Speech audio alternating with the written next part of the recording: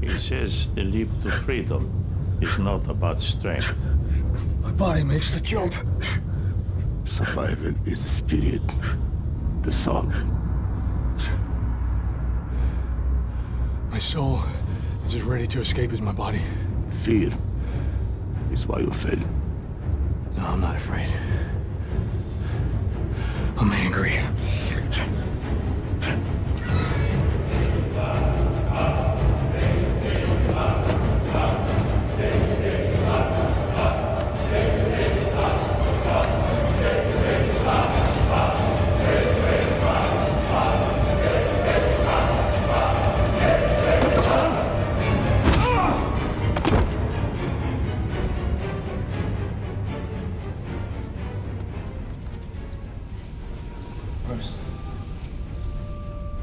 Why do we fall?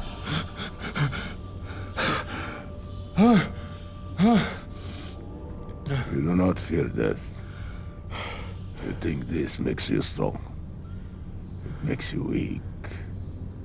Why? How can you move faster than possible, fight longer than possible, without the most powerful impulse of the spirit? The fear of death. I do fear death. I fear dying in here, while my city burns. There's no one there to save it. Then make the climb.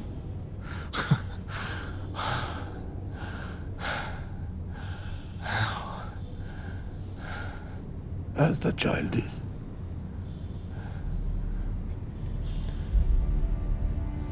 Without the rope.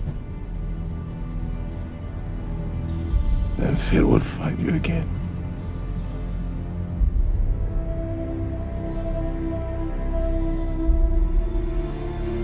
Ah, supplies for your journey. Oh, that's wonderful. That's...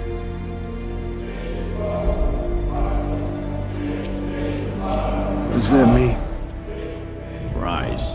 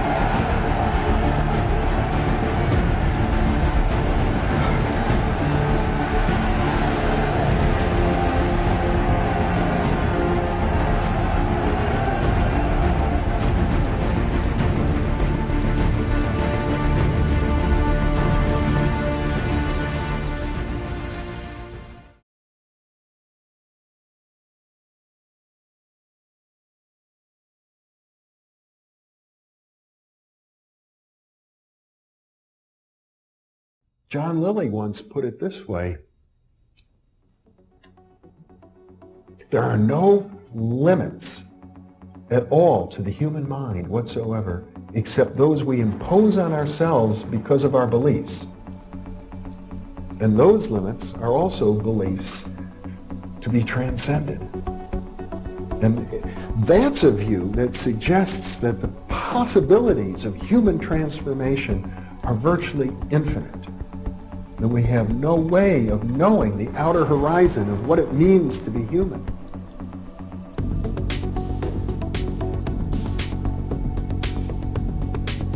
And really, to understand all this, everything, you have to go very, very deep into a study of history, consciousness, neurophysiology, everything. does it all mean? You have to be the supreme eclectic type of leaning, and you really have to be wanting to know who you are and what everything's about.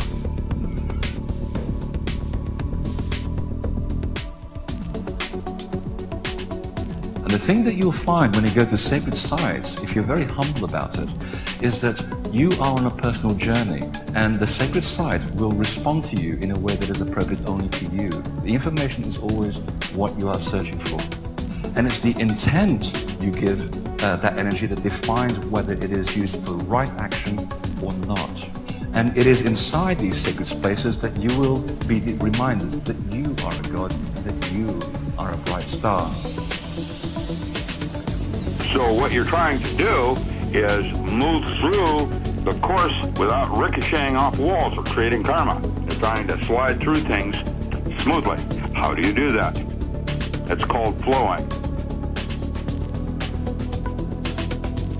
There's a technique that you can do that will allow you to touch some part of your inner being that has more knowledge than your conscious state does.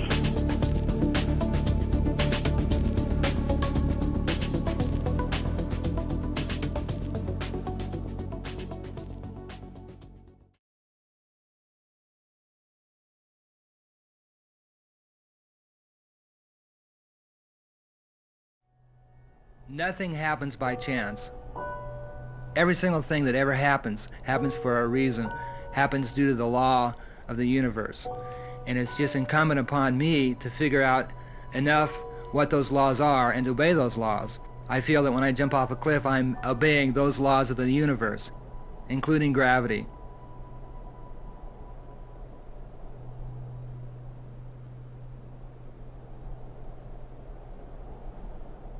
Ready? Yep, I'm ready. Okay, four, 3, 2, 1, go. We've moved over to the midpoint of our newsroom to get away from the mainstream news of the day and look at some of the more unusual things going on. Although, of course, I've been one of the more unusual things going on for most of the day.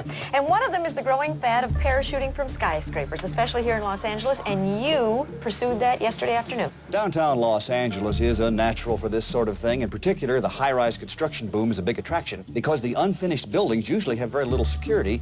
Jumpers can often make it secretly to the top and make their jumps. Not too many years ago, this sport wouldn't have worked in Los Angeles because there were no true high-rise buildings. But now, several buildings are above 50 stories tall, and skyscraper skydiving is a big sport. It is also illegal.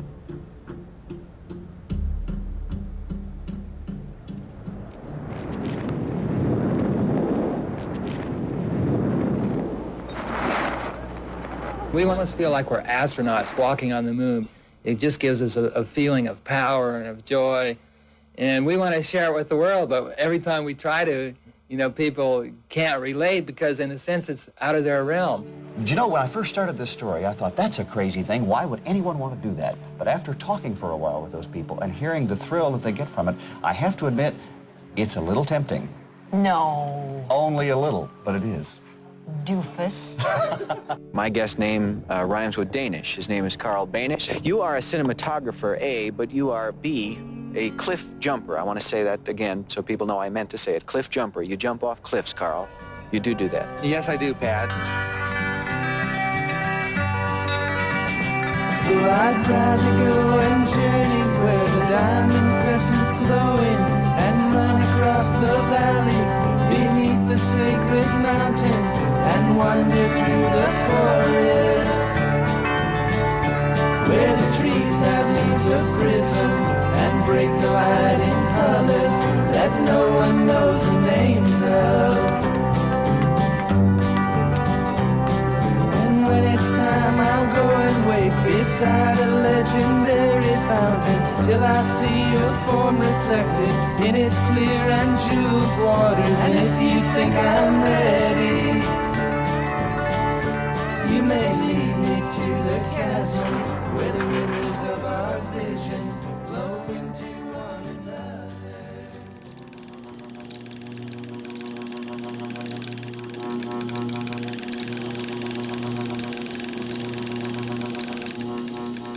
One of my mottos is, there's no future in growing up. I just never want to grow up. Most people, I guess, they grow old. I don't want to grow old or grow up. I don't want to be childish, but I think there are a lot of virtues in being childlike, because if you study a child, he hasn't been taught what he can't do. Yeah, I'll do a lot of praying. Yes. You do pray. I think a lot of this comes from a metaphysical basis, even a spiritual basis. I think that the biggest aspect of why I do this is for rejuvenation, because if I can master these goals, it improves every other department in life. And I think that if a group of people can watch me jump off a building and be successful, they can say, well, I probably don't want to do that, but maybe I can bowl that perfect 300 game. He was a guy that was everything and everywhere all at once. And he had this crazy infectious enthusiasm, and he would laugh and he would fly over the piano and play some classical riffs, and then he would talk about quantum mechanics, and then he would sort of get a little weepy, and then he'd wax nostalgic about, you know, some job that he had. Then we'd go out and jump on the trampoline. It was like a stream of consciousness, half from hell and half from, you know, some better world somewhere. I mean, it was really an interesting kind of thing being around this guy. Our father's name was Carl, and Ronnie was Carl, so at home we always called him Ronnie. My brother got polio from a polio vaccine. They weren't sure he was going to live. But he survived it, and for his recovery, he was in a wheelchair and couldn't walk. His legs were really weak, so he spent his time playing the piano. When he had polio, he missed a whole year of elementary school. But once he finally got cleared and could go back to school, he challenged every boy in his class one at a time till he could beat them in a foot race, and he beat every one of them. He talked to me a lot about his birth mother leaving, and I think that touched him deeply. Then he was in high school, and he was, you know, very intellectual and always doing his calculus. So he had just finished college when I was born and started working for Hughes Aircraft as an electrical engineer. But once he got into skydiving, he just changed. I mean, they're always pulling you in, you're part of a group, you have to fly together, so he changed completely.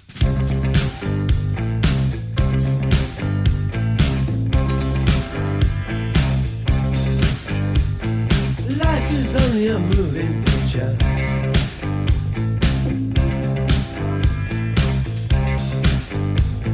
Nothing in life is a permanent fixture.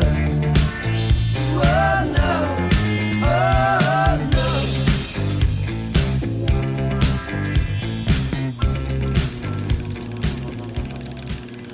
You used to be an engineer, pretty safe, secure type job. When and how did you make the decision to give that all up and go into doing this, what you like to do, full-time? It's funny. My boss at Hughes Aircraft told me, Carl, the man who knows how will always have a job. The man who knows why will be his boss. And at that time, I knew how to design electrical circuits. I knew how to skydive, but I knew why to skydive much better than I knew why the electronic circuits work.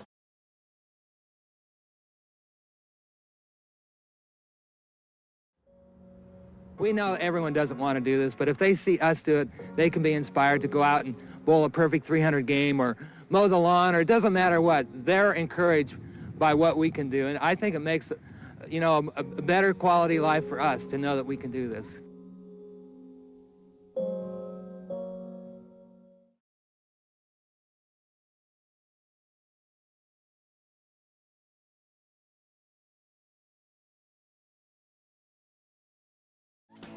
Estimate how many 540s you've done in your lifetime. I don't think I could estimate how many 540s I've done. It's just, like over 10,000, for sure. Let's just say, for instance, 300 in a summer. For 30 years. 400, 500 a year. Yeah, I mean, thousands, tens of thousands.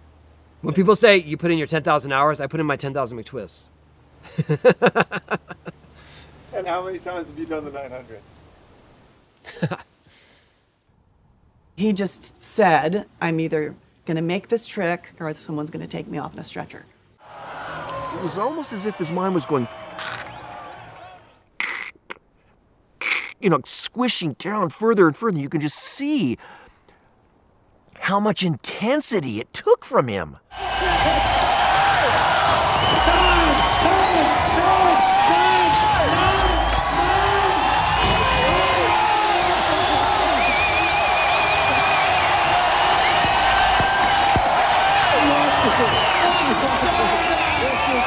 This guy is focused.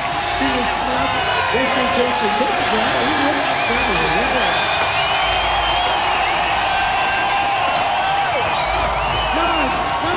Tony Hawk! Tony Hawk! Tony!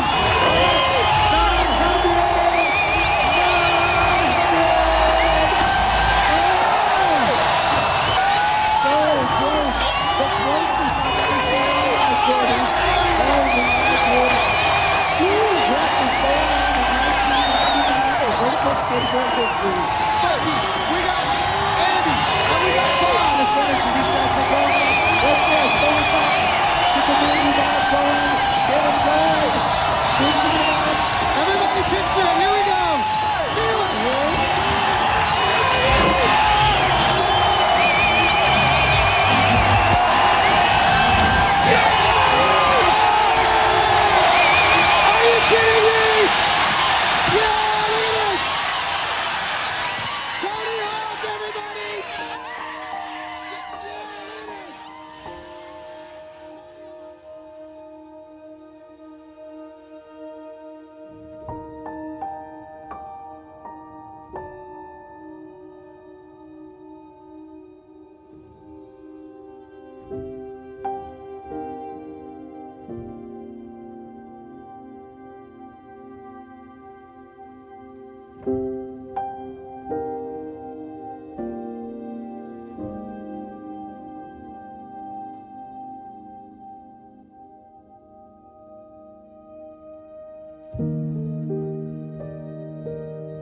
I've never seen Tony explosively emotional like that. Says a lot about that sense of what he found out about himself by making himself do that trick. It had nothing to do with the physical motions of that trick. It was all here. It's just a trick. But to me, the ones that make most difference in who I am as a man, as a person, is when you've redlined it so much that you did something that you didn't know if you had it in you to do it. That's a different kind of proving ground.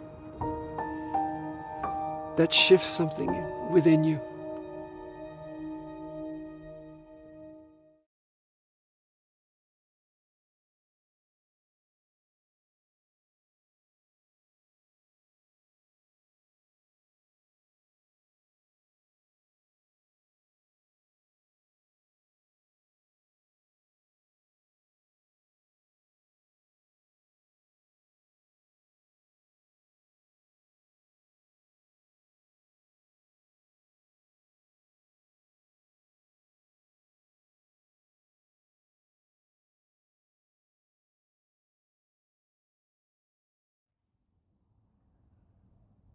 Hey, you epic being. Welcome, it's Andre Hodge, Infinite Potential Healing, servant of truth with you once more.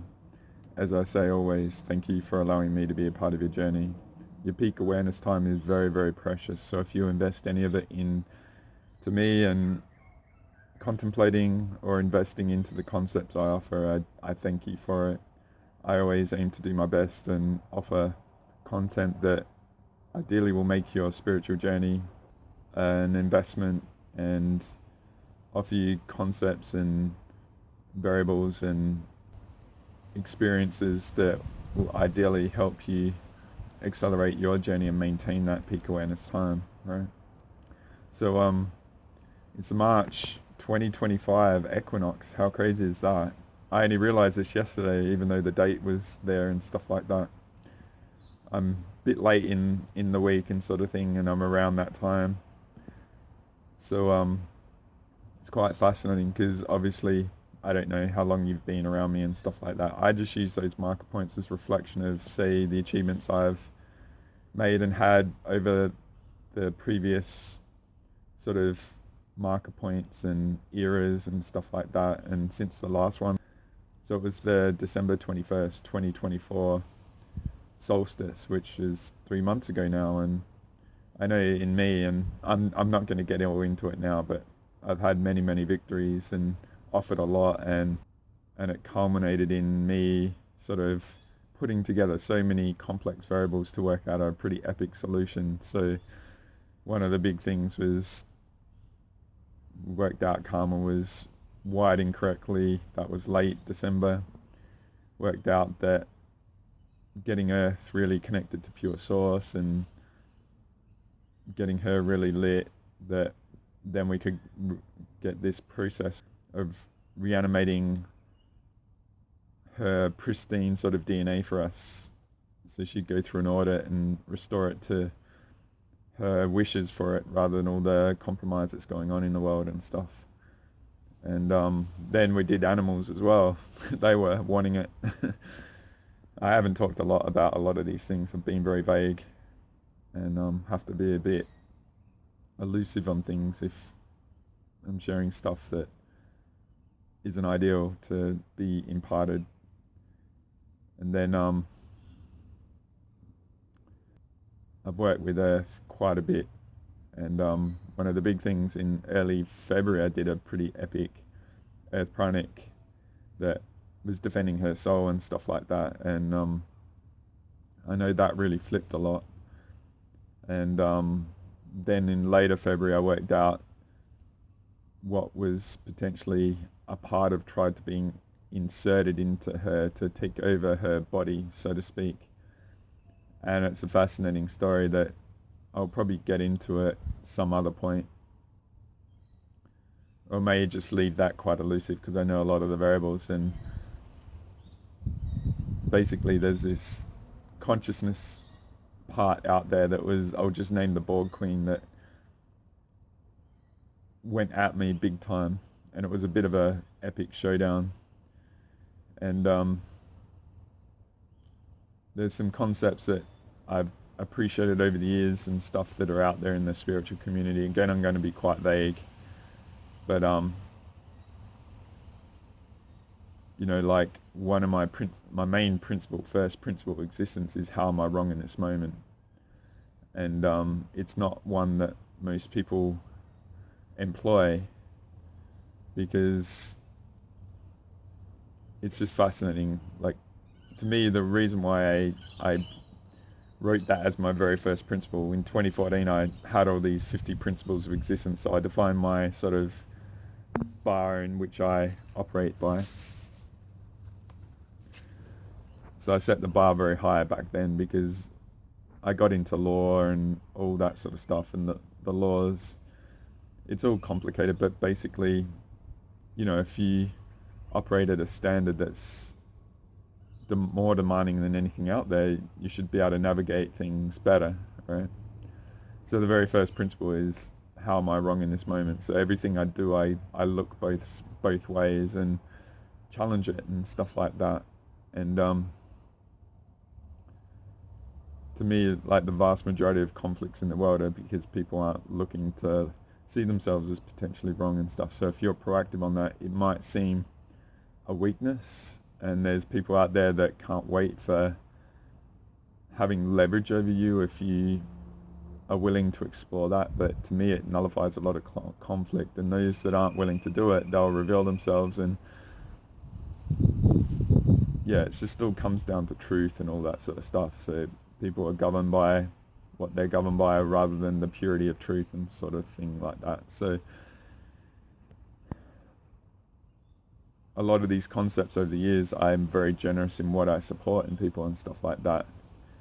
And ideally, from my perspective, the truth will always reveal itself and stuff. So it was just quite poetic what happened, and I worked out a lot of issues that were going on to people that most people don't even know about. And but I can sense them and stuff like that, sort of I don't know how you've been, but getting upgrades and stuff, it's like a stagecoach that's done the bolt and you're just holding onto the reins sort of thing, and you're just reverse engineering all what's going on. You think you got under control, you might get more upgrades, and it's just, how does this work sort of thing. So yeah, it was just poetic that it was me and sort of who it was involved with and stuff like that. And you know, I appreciate the awareness of a lot of people is vastly superior than me in many respects, and I don't want to be saying I'm the most aware sort of thing. I appreciate the talents that people have out there, but there's a burden of having an extreme awareness. Like, some of the most aware people they can't see all the angles sort of thing, and so they're vulnerable. And covering so much, you can be blinded by the vastness of what you get and stuff like that. So I'm very feeling things, and I can sense the corruption and all that sort of stuff, and I appreciate my mechanics because they're not anything that's sort of out there as a template. I don't really want to get into me and all that too much, but it's just fascinating how this all happened and what happened and where we are now and stuff. And there's a lot of stuff that I was alluding to in Influences Part 7 and the months leading up to sort of what happened into February and stuff, and like the Borg Queen, and just having this Picard from Star Trek sort of appreciation and all this sort of stuff. So it was a bit like subtle things of bleeding through of concepts but had no reference for them, and then it all sort of happened and I had to really be on my game to deal with it. So it was a mega victory for me, and I just feel like I'm on the other side of that, and we're here now at this sort of equinox sort of thing. So it's real privilege to be here with you. So much happened in that 3 months for me. It's just, even this is too much that I wanted to talk about, but maybe I'll just talk about it in detail at the end, but I don't know how much light I'll have and stuff like that. So what I wanted to do is offer a bit of a marker point. I had the main component that I'm going to offer here. I'm actually going to offer a Warren Buffett lecture, because it's all about leadership, the energy, like morals and integrity, and many components from the finance low-level narrative of this world, but are very applicable to spiritual development and stuff like that, which are all components that I've sort of offered that, you know, just like puzzle pieces to integrate as yourself as you expand and stuff like that. But hearing it from someone like that that's been a very successful person in the business world, I feel it's very poetic, right? And many of you may not have heard of Warren Buffett. I know there's some epic financial people out there that know him very well, but I think it would be very rich for me to combine. Like, that's the sort of thing I do. I love going out and finding these clips and sharing the wisdom of these people, and the combination of this, I think, will be very, very rich for people right now, right? And I'll get into Warren Buffett and that in a little bit, but the reason why I'm bringing up this now is what I'm wanting to do is actually offering the unknown theme part 2, right? So I offered the courage to explore the unknown and the potential that awaits us there. I offered the very first one of that way back now in November 19th, 2023. It's almost 18 months ago, all right? I don't know if you've been around me all that long. Maybe you dip your toe now and again, or maybe you've been pretty relentless with all the stuff I've offered. Just go back to November 19th, 2023. Can you remember who you were there, what you knew, what we all knew, what we're up against, what we didn't know, and the vastness of the unknown? And I'll show you the images, and I'm going to combine it with this leadership thing. So I'm going to be offering part 2 in that today, all right? With this quite decent Warren Buffett sort of lecture. And the reason why I'm doing that, and I dropped the concept of leadership, is that, say if you're really invested in the concepts that I've offered, I say this humbly, but I feel like there's no reference for what I'm sort of offering out there at all. I'm 17 years hardcore. Back when I was trading, I was doing 20 hours a day. I turned my week into 4 42-hour days, right? And I'd sleep like 30 hours a week, if that. And I'd stay up to 20 hours and I'd watch 20 hours of doco. Then I'd just conk in between trades and I'd get a nap and then I'd get up and do it again. I was just relentless like that. And I've been like that basically for the 17 years, all right? So the volume of stuff I've done is just, I say this humbly, I've done so much, right? And I exhausted so much out there. I've involved myself with, a lot of people out there that have been established thanks to my investment and stuff like that, right? And worked in the trenches at a level very few on the planet have, right?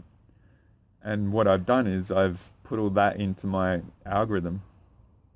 And it's just, what happened in 2019, 2020, it was just like we were massively set up for failure. Going back to 2012, again, we were massively set up for failure, all right? And so everyone that's been around needs to be vetted on a massive level, right? Including all the concepts and stuff like that. And that's why I call like the Akashic Records, the Akasha Bullshita Records, all right? And I say it in jest and stuff like that, but it's had to examine this sort of stuff. And then after 2021, discovered Ashiana Dean and really hit the books hard with her, and that gave me a lot of calibration to a lot of things. She's not perfect and that's all cool, but it's the data. Like, I go for the data. I don't judge the individual. And I'm always like panning for gold of truth. Like, truth is like nuggets in a mountain of dirt sort of thing, right? So those little components are so precious that might just flip everything and stuff. And I've offered that in the Crystal Skull sort of video, part 2 that I released, the last one. And I had a week off because it was stinking hot here. We had 42 degrees and it was like 30 degrees overnight centigrade. And it was horrible. And I went to my oval in the midnight on the full moon and stuff and went under the sprinklers and tried to get some relief. It was just a really horrible day, but it was quite fascinating, that blood moon, by the way. It felt like a real end of an era completion sort of thing. So we're other side of that, and we're just in the equinox as well. So it's a fascinating set of ingredients right now. So dealing with the unknown is probably a poetic release, all right? But just going over, like, so much has been discovered. Like, we didn't know about pure source and had to invest in that, and all the influences and, the uncertainty in the world and stuff like that. The US election, which shifted a lot, and there's a lot of stuff going on in the narrative and stuff like that. But I've also offered high level narrative stuff that, we just can't trust a lot of stuff, right? And so self-leading, all right? And I don't know if you've heard this, or I've said it in private sessions, or I've said it publicly, but going back in the 90s, I was working at Burger King. We call it Hungry Jack's over here, and I was working my ass off, right? And I worked a year and a half. I'd saved up my money to buy turntables and get into DJing and stuff like that. And the manager I had, I could tell his name, but he was a Greek manager, and he was like a Nazi. He cracked the whip, and you did a little thing wrong, he'd absolutely berate you, and just, it was fascinating. He would put you through his grinder and like weed out the weak people and just destroy them, right? And so it was a battleground. It was tough, and like a lot of us Aussies were back in the 90s and stuff, we were really, really tough, right? Growing up with Australian rules football and all that sort of stuff, physical contact was a big thing, and the Anzac spirit of the warrior and stuff is built into the generation that I am. It's a bit different now, I think. But like sovereignty is a big thing in Australia. And yeah, I remember him offering me management, and I said no freaking way. And I was only 15 or whatever, and I just felt like the last thing I wanted was responsibility and stuff and leadership. And so many other times, like I remember just reflecting, see the very first time I moved out with this mate, and he turned to be a nightmare. And I didn't realize all the traumas and issues and all that sort of crap, and he was basically an alcoholic and stuff, and treated his girlfriends like crap. And I moved out with a couple, and he kicked her out after we signed a lease for a year and stuff, and all this sort of stuff. And then he turned the house I was living into in a party house, and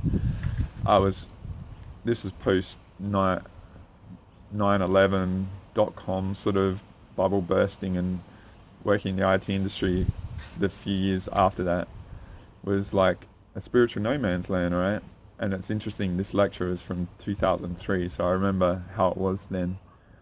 So like Warren Buffett is the ultimate contrarian trader sort of thing, right?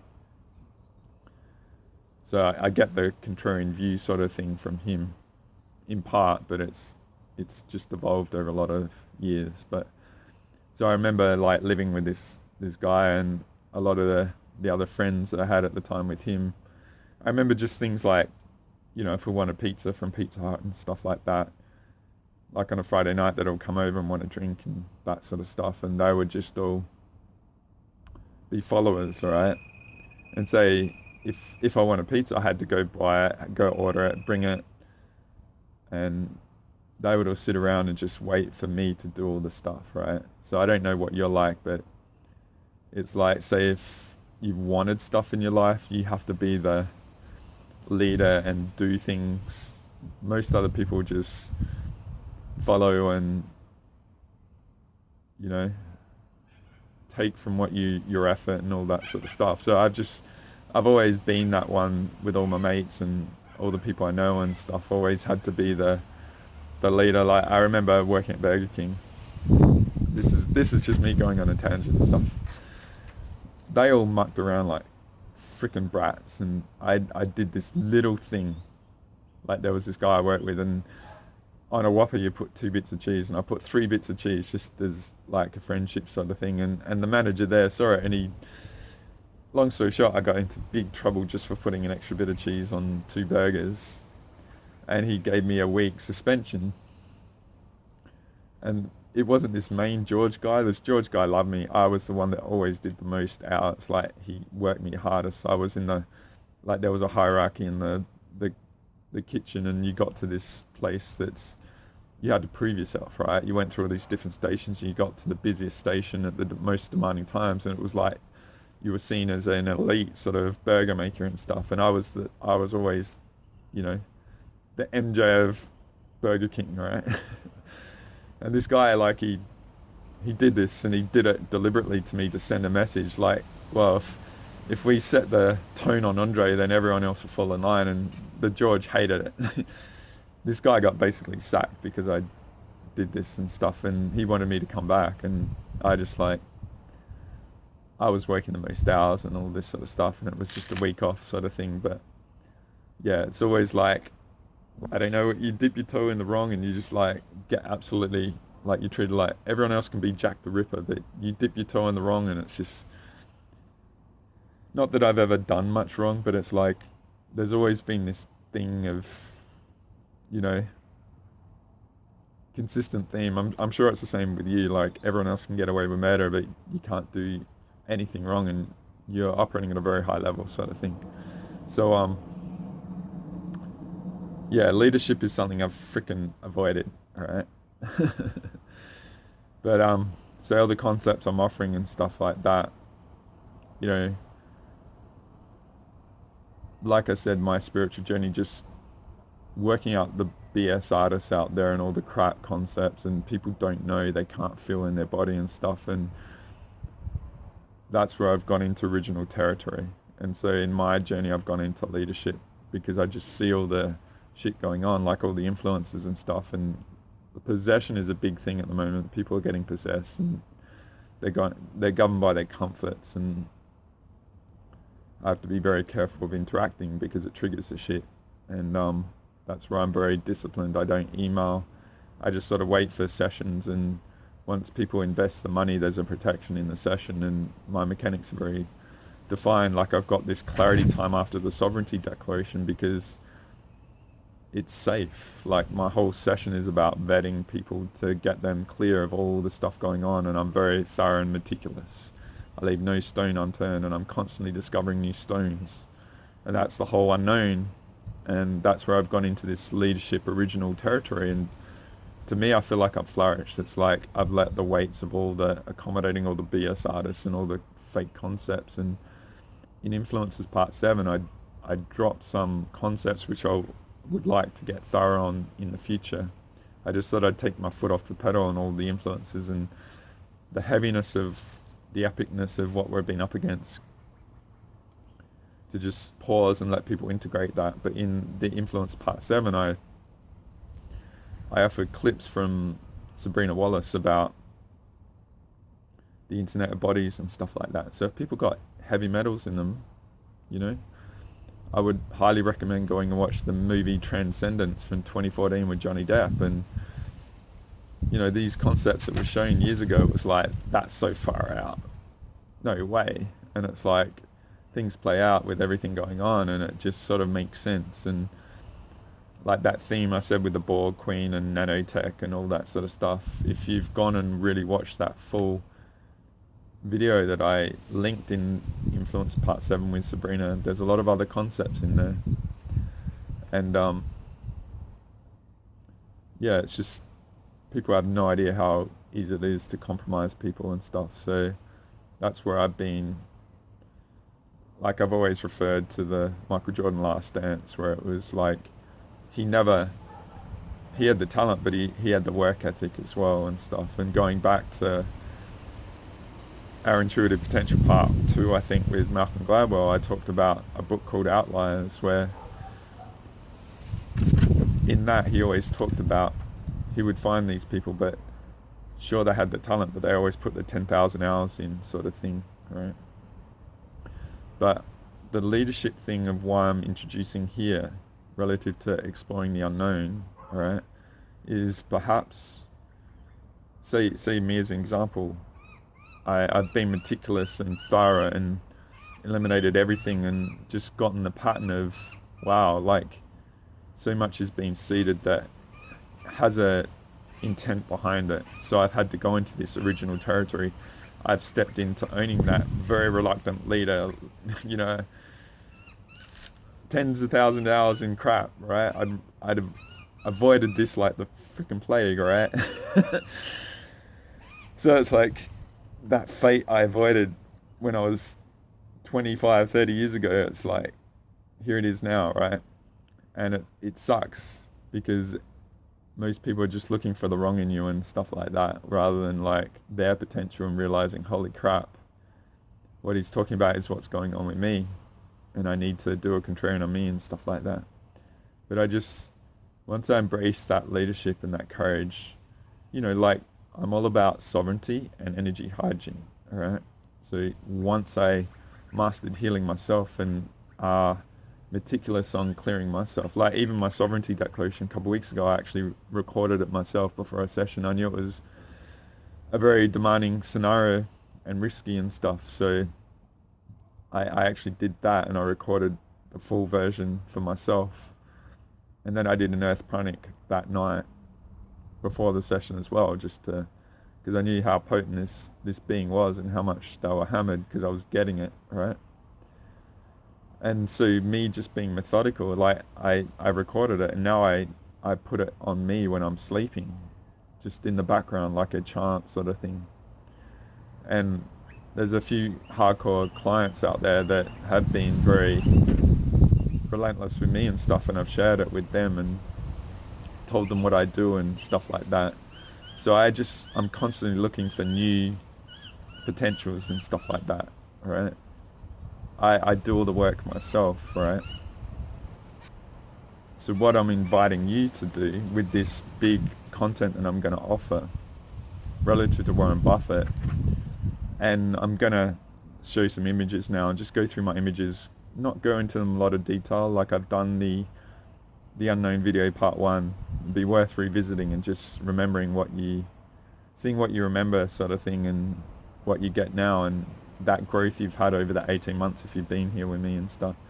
But I've also introduced a concept called the spiritual no man's land, which is sort of a culmination of what I said about exhaustive exploration of things and combining many things and doing serious number of missions and, you know, employing the concepts that other people have said and just being set up for failure. So I had to basically germinate all this stuff that's in the Sovereignty Declaration version 4.2 now, right?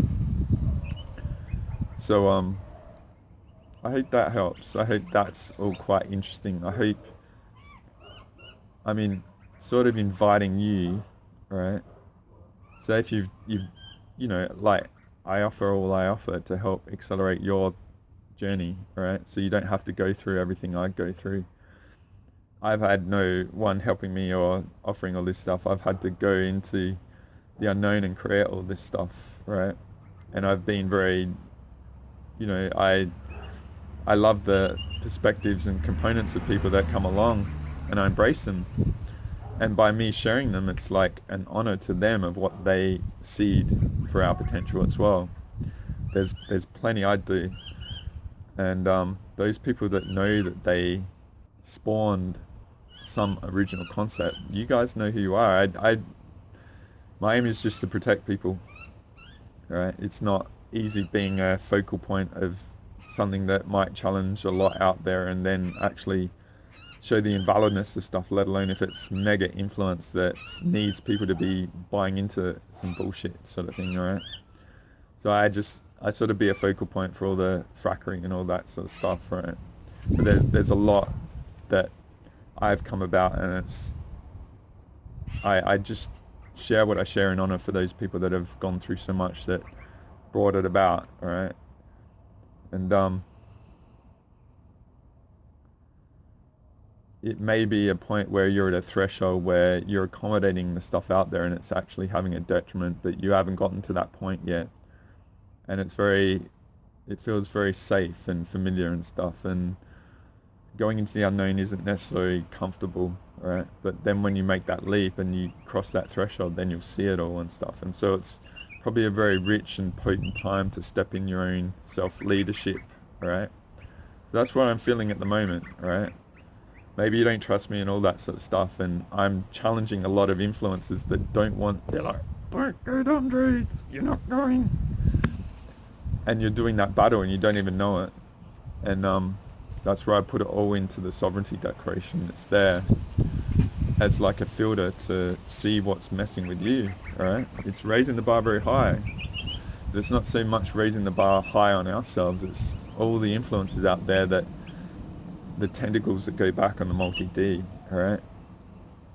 It's like, violation is our asset, that I say, and an injustice anywhere is an injustice everywhere. So every individual that comes through, like, I invest so much because that individual might be the leader, the catalyst that unlocks some nasty sort of component out there that's manipulating so many, right? Everyone matters at the moment, right? And there's so much uncertainty and all that sort of stuff. So it's a very potent time to self-accept yourself and maybe step into your own leadership. And this all might help, right?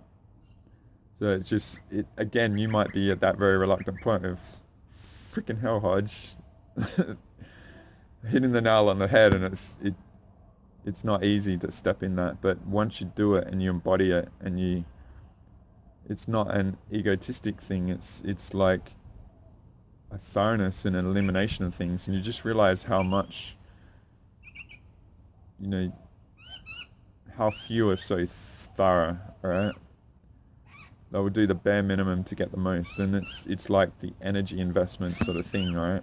And I get that, but there might be a lot of benefits people are getting from embracing a false concept they have vested interests and stuff like that, right? There's all these sort of things, right? So I've talked enough and I'm going to get into images, all right? And then I'll get into releasing the main body of this, all right?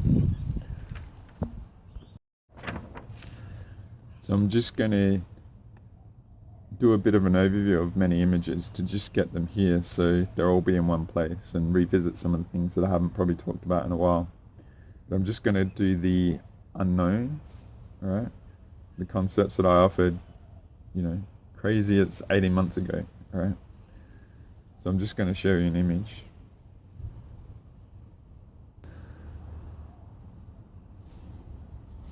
So this one I've got on my Instagram. I've shared it many times and stuff. I haven't gone through it for a while. But this is the metaphor of exploring the unknown, right? And it's 4 parts, and I'll just go through them quickly. So the first part, how much we don't know, right? I always talk about respecting the unknown for the vastness that's there, right? What we know versus what we know is staggering, right? So most of us come in and we have no idea of many concepts and what's going on and stuff, but what we do is we chip away at the unknown, right? So then we might make progress, right? We start making progress of discovery and stuff like that, and then we might get some pushback, and we have no idea about the influences and all that sort of stuff. So a lot of us are being hammered on levels that we don't even comprehend, and then we start getting some awareness and we get some clarity of things and realize that not everything is light and love and stuff like that, right? But the idea is that we make progress in the black unknown. We start venturing into and putting pressure on certain variables out there that don't want us to discover them, right? So I'll move on to the next one. So then if you're embracing a lot of the concepts that I offer, you might appreciate life force and, say, doing pranic healing and energy hygiene, clearing out your spleen, and you get life force back, so you get momentum and stuff. One of the big things about 18 months ago I worked out is the code stealing. Ashiana Dean talks about how, we're being bred to create what she calls the Leviathan body tech. And I just use her language and stuff, and a lot of the invaders incarnate into those sort of bodies and stuff like that. And a lot of people out there, they might be stealing our codes, right? And wiping us and all this sort of stuff. But once we start getting our appreciation of this, that's all the context of what's going on. Once we get the context, then we can do something about it, and that's when you start getting real pushback, right? So there is this multi-dimensional war going on that no one knows about, right? Beyond the narrative and all that sort of stuff. But ideally, so I'm just going to move on. But ideally, and this is the spiritual no man's land that I've sort of offered, we've never had the mechanics of things that we have now, right? And so ideally we keep making progress, we keep pushing into the unknown to discover what's going on, realize what we're up against and stuff, and busting them in the dream time and all sorts of stuff. Just the craziness of the mechanics of the influences. That's why the sovereignty declaration is so vast, right? And so truth and authenticity is very efficient. Doing misguided stuff has an enormous cost. It takes a lot of maintenance and relies on our ignorance and the wiping and stuff, again, which is all violations that we can make progress on. So this is a sort of metaphor of the unknown journey, right?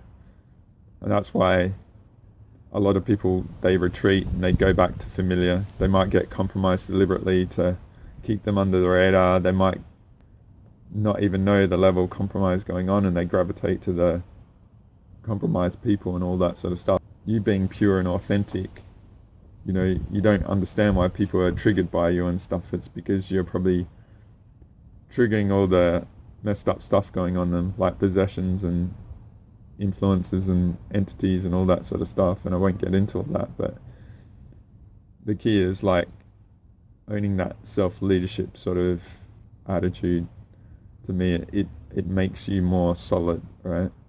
Rather than looking for validation in others. There's a gap, a weakness in that. So this video is inspiring you to engage that in yourself, right? That's why I call it, what I do is Galactic Special Forces, because the Special Forces, as a metaphor, they are masters of what they do. And when they come together, they might have unique characteristics, but they've still got similar basic strengths that allow them to endure a lot. And, you know, they don't do doubt and all that sort of stuff. They've got to trust their fellow warriors and stuff like that. But I'm not about war and stuff, but I'm about the appreciation of it as a teaching of being a master of what you do, and thoroughness, and, you know, maintaining your fitness and your skill set and all that sort of stuff. And that's where, say, self-healing and all that sort of stuff comes in. So it's a very applicable sort of strategy on existence that doesn't mean it needs to be employed in war. It's just an attitude in life, being the best and all that sort of stuff, right? So I'm just going to move on.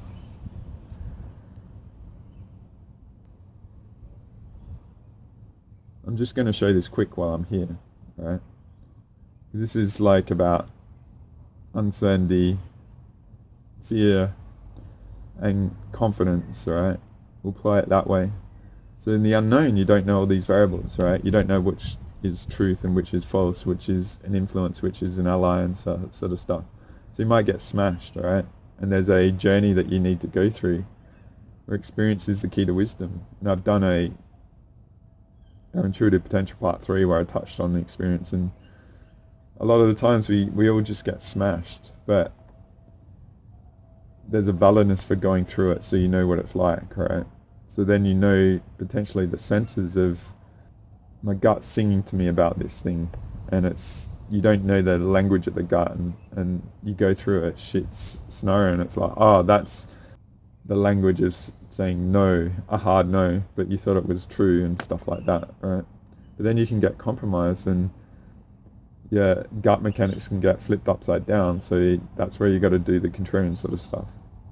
So a lot of people going into unknown, they think they're down the bottom, but they're actually fearful, right? Terrified of stepping out into new territory that has no reference. So the middle one is where people go very conservative. They go back to their familiar. They go very limited, right? You have to be brutally honest. Like, going into the unknown is potentially terrifying, right? You're on your own and stuff like that. Maybe you're in original territory that no one else has been, and you seek validation from people. You want to double check and all this sort of stuff, right? But then ideally you get to a level of experience where it's just you get everything and you can sense everything. Because you're a master of yourself, you can discern others and stuff, and the level people operate and all this sort of stuff, right? Mastering their 3D and all the angles that come at them. And that's where I'm a bit of a unique variable, because I'm so hardcore. And, you know, I take a lot of pride in being on my game for anything when people come through, and like rotating my whole world about being prime for anyone that's, you know, book and stuff like that. So we can go on that journey and I can maintain myself and stuff like that. And this is a metaphor of many things relative to the fear of the unknown, right? And you don't know yourself until you're in it, right? I used to talk about paper trading and trading with money, right? And it's the same thing, like investing in a session or wanting free sort of stuff, right?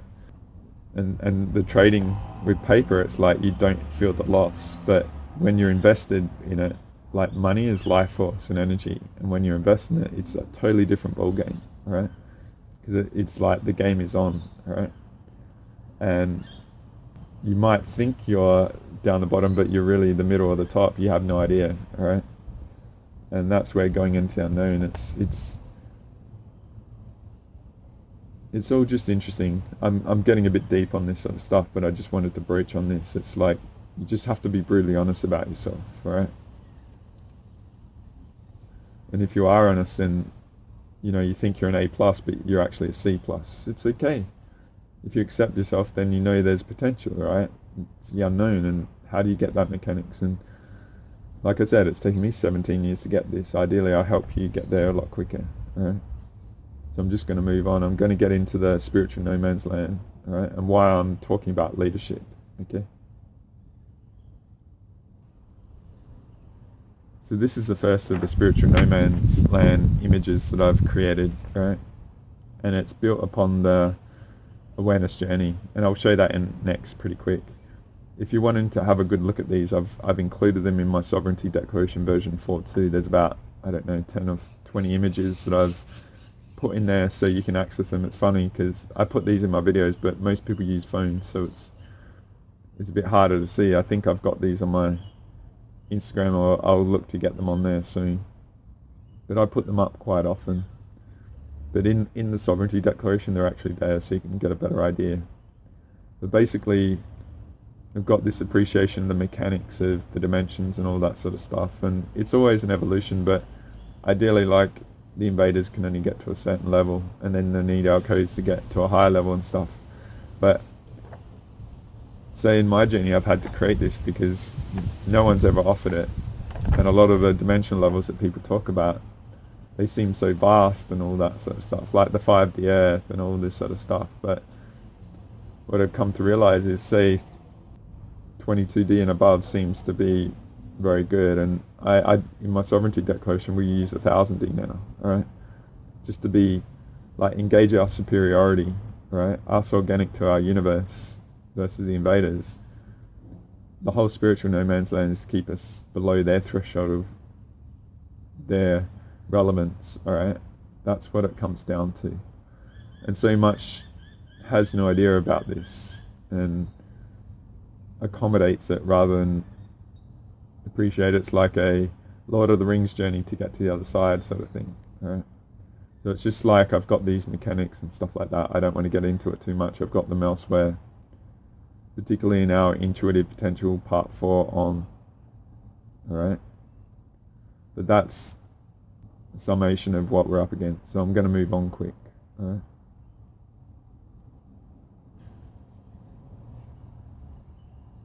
This is a more recent version of the awareness journey. It's got all the divide light, light and dark. We worked out that that's a false concept that was seeded by anti-God, all the indigenous and all that sort of stuff. So this is a more detailed journey in the spiritual no man's land, the ups and downs, the influences, the lack of energy hygiene, and you know, the whole, basically a lot of the structure out there is designed to handicap us, alright? And so the aim is to get through to it and to get to that level that's ideally safe, right? And this might be a struggle for a lot, but it's just the mechanics, alright, that no one has ever offered. So I just wanted to offer this as a reference. I've got these images again in my Sovereignty Declaration. You can go through it. And a lot of the mechanics of what's going on in the spiritual no man's land is in the Sovereignty Declaration. Okay? I'm just going to move on.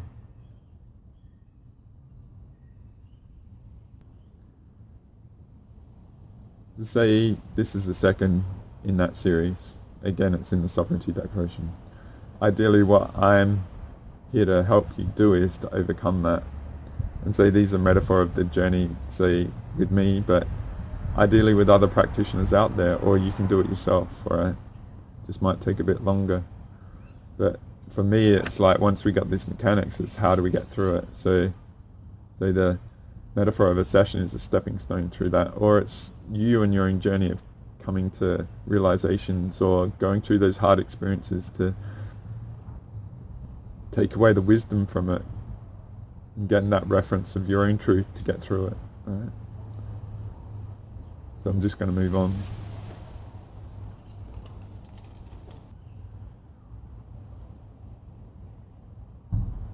So what I aim to help people to do is to get them fortified in the 3D of all this, to ultimately be superior to it all, right? And appreciation that the edge we have is our superiority, right? Basically infinite potential, like I said. Embracing, say, what I said about the 22D or 1000D in the recent Sovereignty Declaration. You might think it's way out there and crazy, but why do you put a limit on your potential, right? Where does that ceiling come from, right? I would offer, a lot of it comes from the invalidness of the invaders and their limits that they don't want us to overcome, sort of thing. And in actual fact is, like I said, violation is our asset. So if we employ that and claim it back, then there'll be a invader crunch, right, at their limit. And so that's where I've invested in a lot of people to get them really solid and stuff, and it hasn't been easy. But I'm just offering a mechanics that I feel is a way, alright?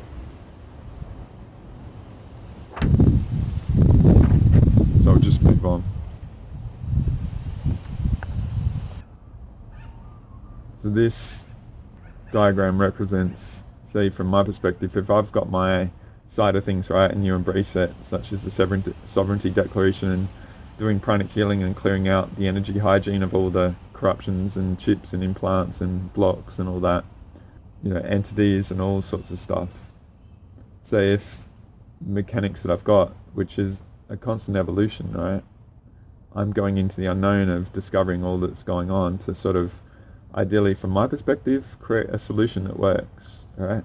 And it's not just with me or me holding your hand and stuff. I'm literally giving it away to work with and stuff. And those that are doing it, they're getting results, right?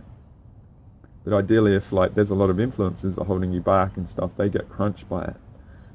So if you work with it and you get violated, you know, you might get hit and you might get turned on me and all this sort of stuff, and that's cool, right? But this is, say, mechanics of the violations of you might be clearing it up for other people, but ideally if, say, I've got the mechanics right, then whatever's being done to you will be having a bad day, alright? And that will clear the path for you and build momentum for us all, alright?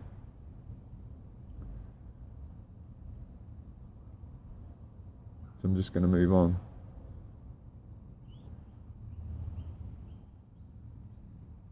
So I haven't used this image for a while, but ideally there's a threshold that we get to where the resistance gets crossed over. So the resistance is the red, right? And the blue is those that are doing it, creeping into the red.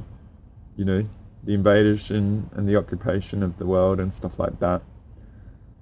It's been very difficult to go up against with not many. But ideally we get momentum and we, you know, if more people come into this sort of mechanics and work with it, then the volume per individual is reduced and that red per individual goes down, right, over time.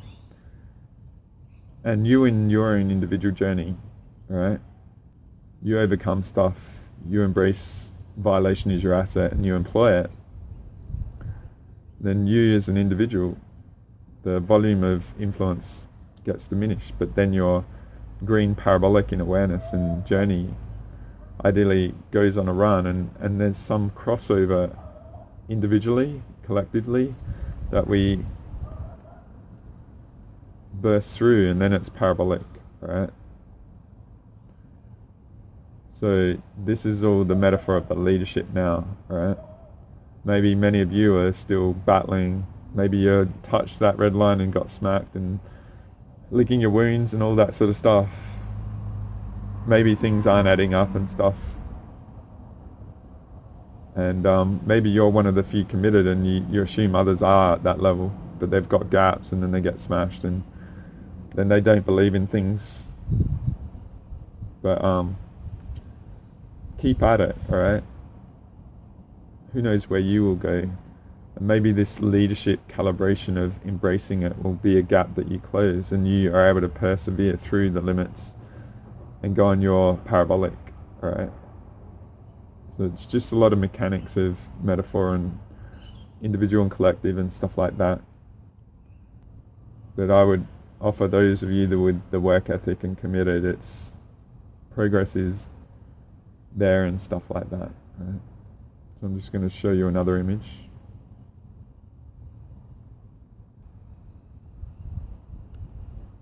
So this is the fifth in the spiritual no man's land, and I offered a version 7 of our intuitive potential a bit earlier in the year, and I got into this because I felt like a lot of people were in original territory, right? Unfamiliar territory. And you might have had mechanics that gives you a reference of where you are and stuff like that, and you come to new understandings, and those mechanics are no longer relevant because a lot of people don't even realize how compromised or influenced and stuff. So if you embrace, say, the energy hygiene and the sovereignty and stuff, do you know anyone else that does? Any practitioners out there that have any idea about this stuff, right? It's very, very seldom employed, right? So to me, it's like if you do embrace this and you do pranic on yourself and stuff, you actually might be a leader but not accepting yourself. And you're getting reference to people that are compromised, that having impact on you and you don't know it, right? Because you need validation of yourself, you're not accepting yourself, and it's tough too, right? Because the thing about the multidimensional and this spiritual journey and the warfare and stuff, you know, you might think 1 + 1 = 2, but 1 + 1 = 1,000, alright? And the 998 things out there that don't add up, ideally from my perspective, I've got a lot of them in my sovereignty declaration. And how many people out there actually even know about that, let alone are able to contemplate it at a very deep level and realize that there's a lot going on that might be going at them and stuff. So I'm just saying, like, the spiritual journey, and it's like quantum physics, it's an abstract, like Salvador Dali painting that I've said in the past. It looks abstract because it is, alright? It doesn't add up, and that's why if you use your thinking and your mind versus your feel, alright, you just gotta appreciate employing things in a different way to challenge things and shake things out and stuff. And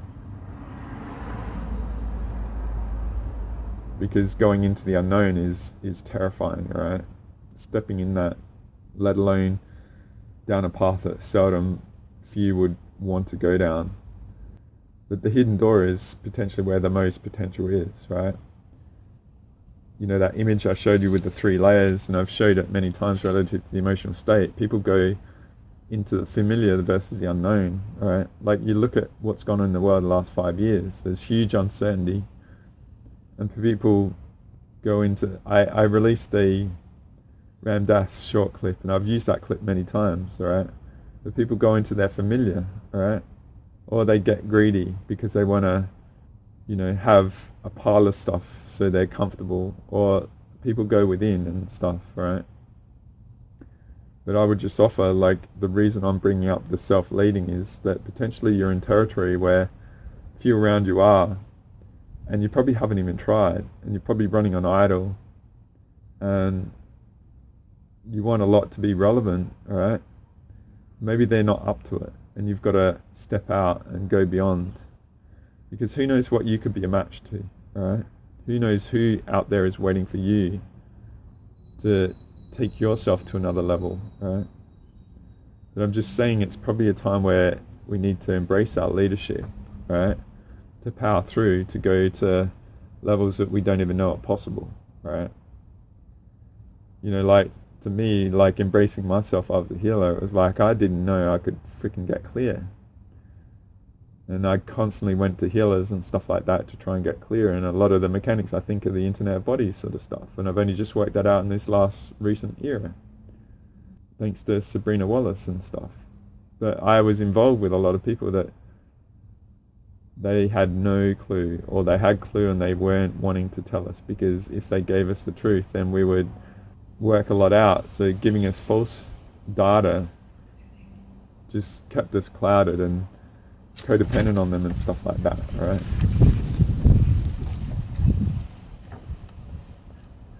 So I'm just offering it's a very potent time to go into the unknown, and the unknown might be self-leading, alright? And seeing yourself as a perception leader. Just think about that and what it means to embrace that your perceptions might be the authority of what's going on, alright? Like, you might actually know more than those around you, right? And you're relying on corrupted data that's contorting your perceptions, and let alone leaving you open to vulnerabilities and stuff, right? All these sort of things. So I just think, like, a lot of people have a vast amount of experience of all this stuff, and it's been a very reluctant stepping stone to step into now. But it's just an interesting time to contemplate self-leading, right? A bit like I say, the Galactic Special Forces, right? So I'll just go back to the awareness journey quick, right?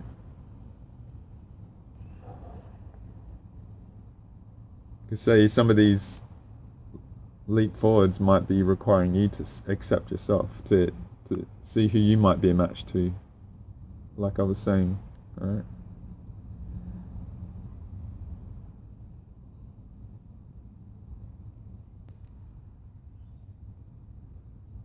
I haven't shown this a while, but this is like a metaphor of the spiritual journey, right? A bit like the unknown. You know, we might get hit and corrupted, and we might get healed and stuff, and then we get corrupted again, but ideally we get a whole lot stronger from the experience of the wisdom gained from all that, right? It's very hard to teach in a book. People have to go through it. It's a bit like Luke Skywalker in Empire Strikes Back. You have to defeat your own Darth Vader, so to speak, right? Or who do you trust, right? Do you go back to the familiar that might be compromised, or do you go into the unknown, you know, and challenge yourself at the hardest time, right? Or do you learn a trade or whatever and stuff, okay? But yeah, this is a metaphor of the spiritual journey. I haven't shown it for a while, I just thought I'd do it now. Right? I'm just going to show you something else. I haven't shown this for a while as well, but this is a metaphor of, I was trying to explain how compromised people out there might be in a network of things, and you know, you might go into situations that you think you can trust, and like you get activated and you become a threat on the radar, and you might be associating with people and stuff that are compromised and keeping you hooked into stuff and that. And I understand all these things, right? I've been in the sort of the toughest situations and stuff, and so I've been there and I appreciate it. And it's tough when, you know, you can get compromised and it's hard to see and all that sort of stuff. I've got this nature about me where it's just, I'm collecting evidence and stuff, and I'll get to a threshold and I work sort of the mechanics out. So I've actually gone into the darkness to actually work out the mechanics of it. So that's where I've imparted it all into the sovereignty declaration sort of thing. And that's a constant evolution, and I discover more constantly. Like discovery is my joy sort of thing, right? So you can't do that in conflict, you have to get involved. And a lot of these higher level, very masterful, multi-D sort of people have a lot of skill set that, you know, it's very complicated, but there's just appreciate that we're in an occupied planet, and potentially the vastness of the spiritual community out there are compromised, and a lot of them don't mean it, but a lot of them are very aware of what they do, right? And they should know better. And so that's where I just raise the bar very high, and that's where we can call them out in the sovereignty declaration and all that mechanics, all right? So I'm going to get into this main clip now relative to Warren Buffett. And as I said at the start, or early on, it's a pretty bit of an outlier to me to offer. And there's so much I could say about him, good and bad and stuff like that. But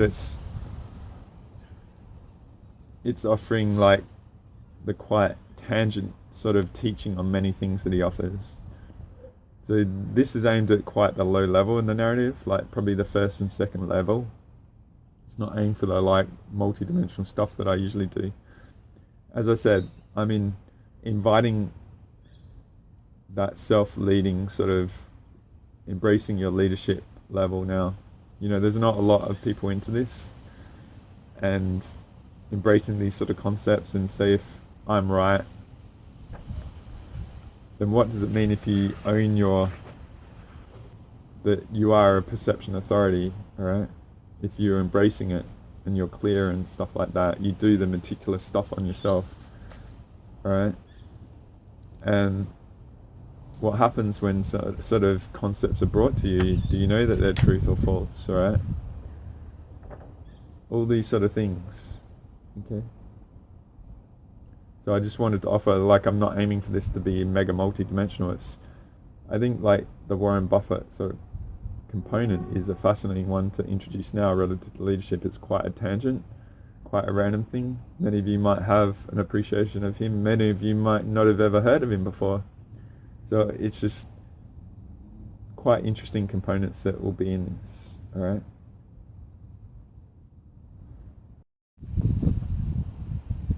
So it's getting dark and I've talked quite a bit, alright? So I don't know how long this is going to be, how long the clips are going to be at the start as well. I'm watching Oasis Supersonic. There's a documentary on this guy, Sunshine Superman, the guy that originated base jumping, and I might have clips of him. I might have some inspirational clips at the start and stuff. But what I want to do is offer this Warren Buffett clip. And as I said, it's quite random. And I might have the book next to me. I was looking for it, I couldn't find it. It's an American Capitalist book. I don't have the whole topic on my, like the whole name with me in my mind at this moment with all the components I'm dealing with. But I'll have the image of the book next to me, alright?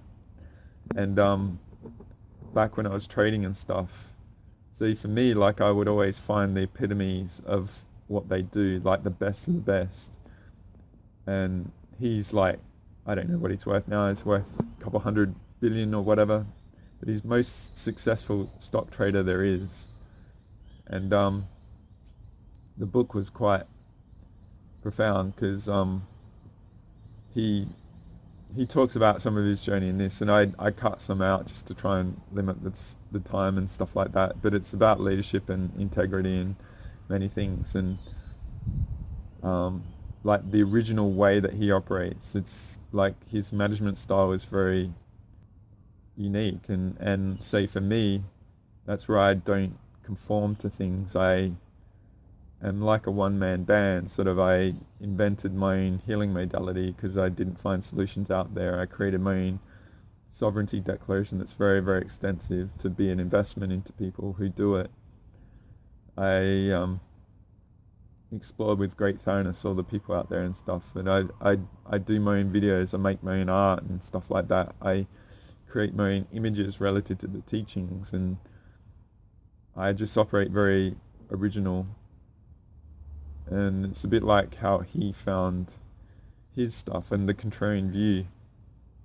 And I won't show the images, I've shown them plenty of times, but one of the metaphors in this book, it's really good because he talks about there was an era where American Express, I think it was in the late 70s or early 80s, they were going through a lot of trouble.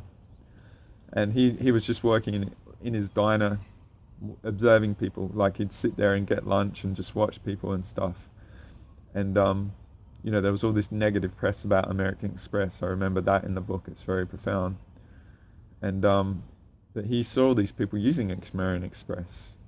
So he got the appreciation about the narrative view of things and the fear of people. You know, when people get into fear, they sell everything and stuff, right? Like the contrarian view, they'll sell at the worst time and buy at the worst time. Well, he's a contrarian trader. He saw this dip, and he observed the nature of people using American Express, and he just knew it would come good at some point. So he bought at the lowest point of the contrarian. And American Express was one of his greatest investments. And that's what he would do. And his form of trading, it would be working out the profit and loss sort of statements and the income. And if you're into trading, like, the value of a company might be 10 times its income sort of thing. So he would work out the mechanics of the value as he saw it for a company, and work out how much a share should be versus how much it is, and work out the difference and buy low sort of thing. So he was like one of those, it's sort of a fundamentalist trader. I think that's the language. I haven't traded for a long time, but he was just, that's why he talks about accounting in this, because he would be very thorough on the books and what the books are telling him and the language and stuff like that. So he's a very interesting person, and, you know, it's like leadership, not listening to the herd and stuff of what other people think. It's following his own instincts and his own mechanics and stuff like that. And I could speak a lot more about it. I might talk about it more. but I just want to get into this because this is already quite long. And it's about 45, 50 minutes and stuff like that. It might be one of the most profound things you've ever heard, right? And if you appreciate what I'm doing about the unknown and self-leading, there might be really amazing components in here for that, but even other things, because it's such a random thing of, say, me introducing Warren Buffett in a high-level spiritual teaching, right? Because I could talk about other things and stuff like that. In that book, it talks about his association with Katharine Graham. She gained control over Washington Post, which is a big media sort of thing. And if you are all like OGs and were into Sean David Morton stuff, he knew a lot about that and her, and had a lot to say about that. And maybe at the end I'll include this Eustace Mullins clip of having this interview and talking about Warren and stuff. Maybe I'll share that at another time, because I don't really want to pollute. You know, most people are black and white. They don't take the nuggets of wisdom and gold, rather than they're looking for the wrong in everyone and dismissing everything. I listen to people, and you know, listening to people that most people dismiss, to me that's more potential in there, because most people won't take it. I'll go in and listen to people who people don't listen to, because I'm relentless and hungry for nuggets of wisdom and stuff, right? So I'm just going to leave that with you now. It's getting dark, right? I could talk a lot, but I really hope you get a lot from this, and it's very rich for you. And I'll see you on the other side, right?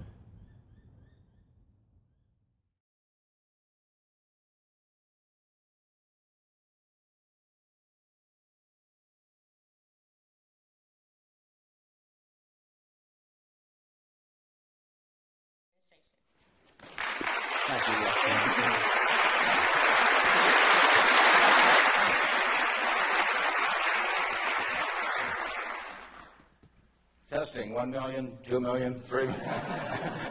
Well, you can always hear that anyway. You know, when I came down today, it's been 54 years since I drove down what was then the Highway 6, the Cornhusker Highway, to come to Lincoln to school. And even then, there was a lot of nostalgia attached with it, because my father had attended the University of Nebraska in the 1920s. He was editor of the Daily Nebraskan, and one day a young woman from West Point, a student, came in to apply for a job as a reporter on the Daily Nebraskan, and my father not only hired her as a reporter, but he married her shortly thereafter. So both my parents attended here.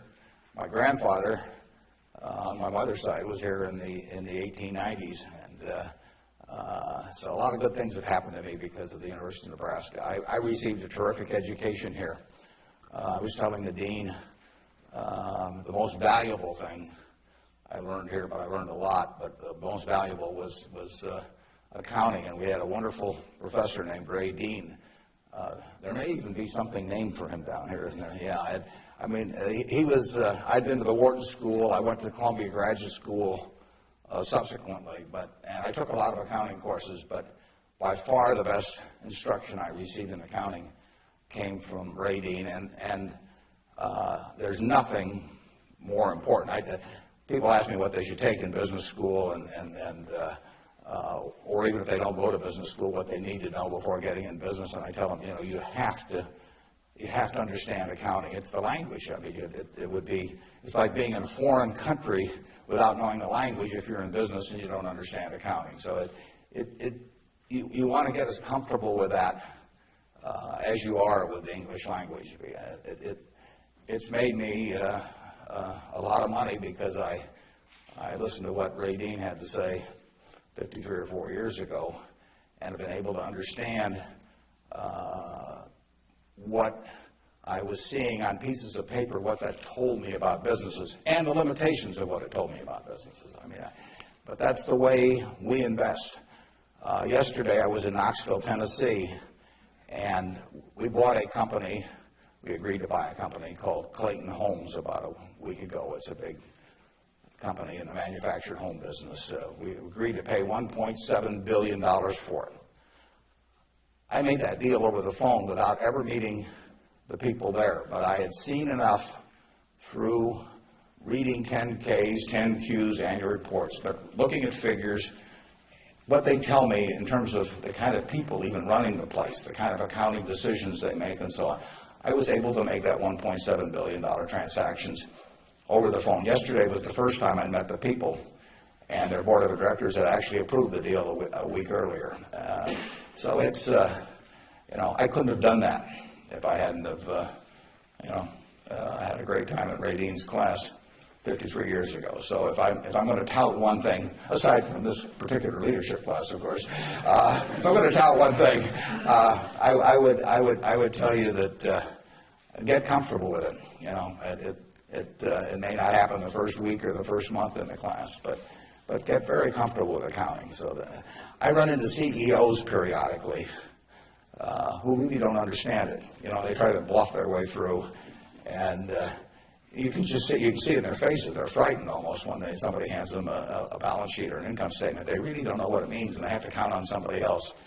And that's something you shouldn't count on. We make all our acquisition decisions ourselves. I mean, we don't call in consultants or anybody. We don't call in investment bankers, much to their disgust. No investment banking fees in the Clayton Homes deal, because it's my responsibility running Berkshire to understand enough about our acquisition decisions to make them based on the numbers that I see and what I see there. This course, however, is about leadership, and I'd like to talk just for a minute about that, and then I'd like to really talk about whatever's on your mind, and we'll get questions. But leadership obviously it's a very simple thing in concept. My job as the leader of Berkshire Hathaway is to have visions and goals for the company overall with a long time horizon attached to them, and then to get those goals accomplished through other people. That's what it's all about. I can't do it myself, so I have to know where I want us to get to. I have to see over the next mountain if possible, but then I have to get a lot of other people to look over that mountain with me and really do the job. I mean, they are the ones that get it accomplished. So it's getting things done through other people. Now, Berkshire is like many large corporations in certain ways, but it's really quite different in many ways. We have over 150,000 people now working for Berkshire Hathaway in dozens of companies throughout this country primarily, and even abroad a little bit. We have exactly 15.8 people in headquarters, and Deb Ray came down with me today, so we've only got 13.8 there today. And we're probably working just as well with those 13.8 as we would if Deb and I were in the office. But that's an unusual organization. I mean, we have dozens of operating managers, CEOs of their businesses, out there running them today, and they do it without any direction from the home office except for one very limited piece of direction that I give them, which I'll get to in a second. But we have these people, and they're an unusual group of people running these businesses because most of them have sold their businesses to us, and they're very, very wealthy. 3/4 of our managers do not need to work financially. They have no reason financially to work. Probably 3/4 of them are worth at least $50 million, and we have some that are worth in the billions. And yet these people jump out of bed every morning, and work, and they work weekends, and they love working. And why is that? And what's the key to that? Well, the key really is the same reason I keep working. I'm 72. I'm getting Social Security now, so I should be in Florida, pushing shuffleboard around or something of the sort. But I do what I can do. Anything in the world I want to do. But what I want to do is run Berkshire Hathaway. Now, why do I want to run it that way? There's a couple things. A, I get to paint my own painting. I go down there every day, and I feel like Michelangelo. They're working on the Sistine Chapel or something. Nobody else may think it's a great painting, but I get to paint my own painting. I do not have people second guessing me. I do not have people saying, "Why don't you use a little more red paint than blue paint? Why don't you paint a seascape instead of a landscape?" I get to do my own thing.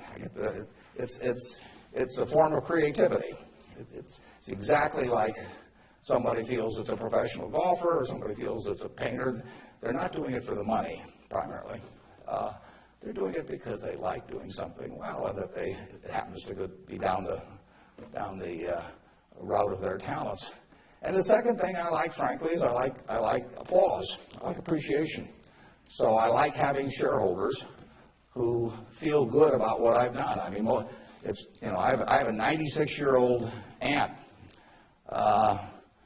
and her husband went to the University of Nebraska too, and she is, you know, she has all her money in Berkshire Hathaway, and she counts on me, and she's out in Palm Springs now, and her whole net worth is in Berkshire, and I've got cousins, and I've got everybody in our family has got all their money in Berkshire, and so those people are counting on me, and that's kind of fun to have something where you can actually deliver for other people and change their lives in positive ways. As a matter of fact, we had a couple that nobody had ever heard of up until a few years ago, the Othmers in New York. They came from Omaha. Don Othmer went to Central High. Ed Othmer, not sure which high school she went to in Omaha, probably South High. They left $750 million when they died. Nobody ever heard of them. And I think a substantial portion, went right here to the University of Nebraska. It was probably a total surprise to the university when they got, I don't know, you probably got $150 million or so. Yeah. Well, you should thank the Othmers, but nevertheless, you see the money, you see good things happening out of it. So it's fun. I mean, it's, it beats playing golf every day or something of the sort. So I say, if that's what turns me on, what's going to turn on these managers that are out there running things like Clayton Homes, or we've got a company, Flight Safety, that trains more pilots than anybody in the world. Flight Safety is run by an 85-year-old man, Al Yulshi. Al started the company with $10,000 in 1951. It now trains 4 or 5 times as many pilots, as non-military pilots, as anybody in the world. And he is there at 85, and it's a matter of public record. He's got $1 billion worth of Berkshire shares. He works 7 days a week. He loves it. And he loves it for the same reason that I love what I do. He gets to do it his way. He buys these big simulators that you train pilots in. He doesn't have to check with me as to whether to spend $15 million for a simulator. He doesn't ask me. He knows so much more about it than I do. Why in the world would he ask me? Well, I can't tell what kind of a plane I'm in, when I'm flying around. And Al is spending $200 million a year on simulators, spending Berkshire Hathaway money, and he never checks with Omaha. He's never had to come to Omaha for any kind of meetings. He runs his own business, and that's what he loves in life. And I let him do it. I mean, that's my contribution to it, is really turning loose his energies. And, they were properly directed before we bought the company 7 or 8 years ago. Why should I think that, he couldn't keep running it after that? And like I say, at 85, he's still running it.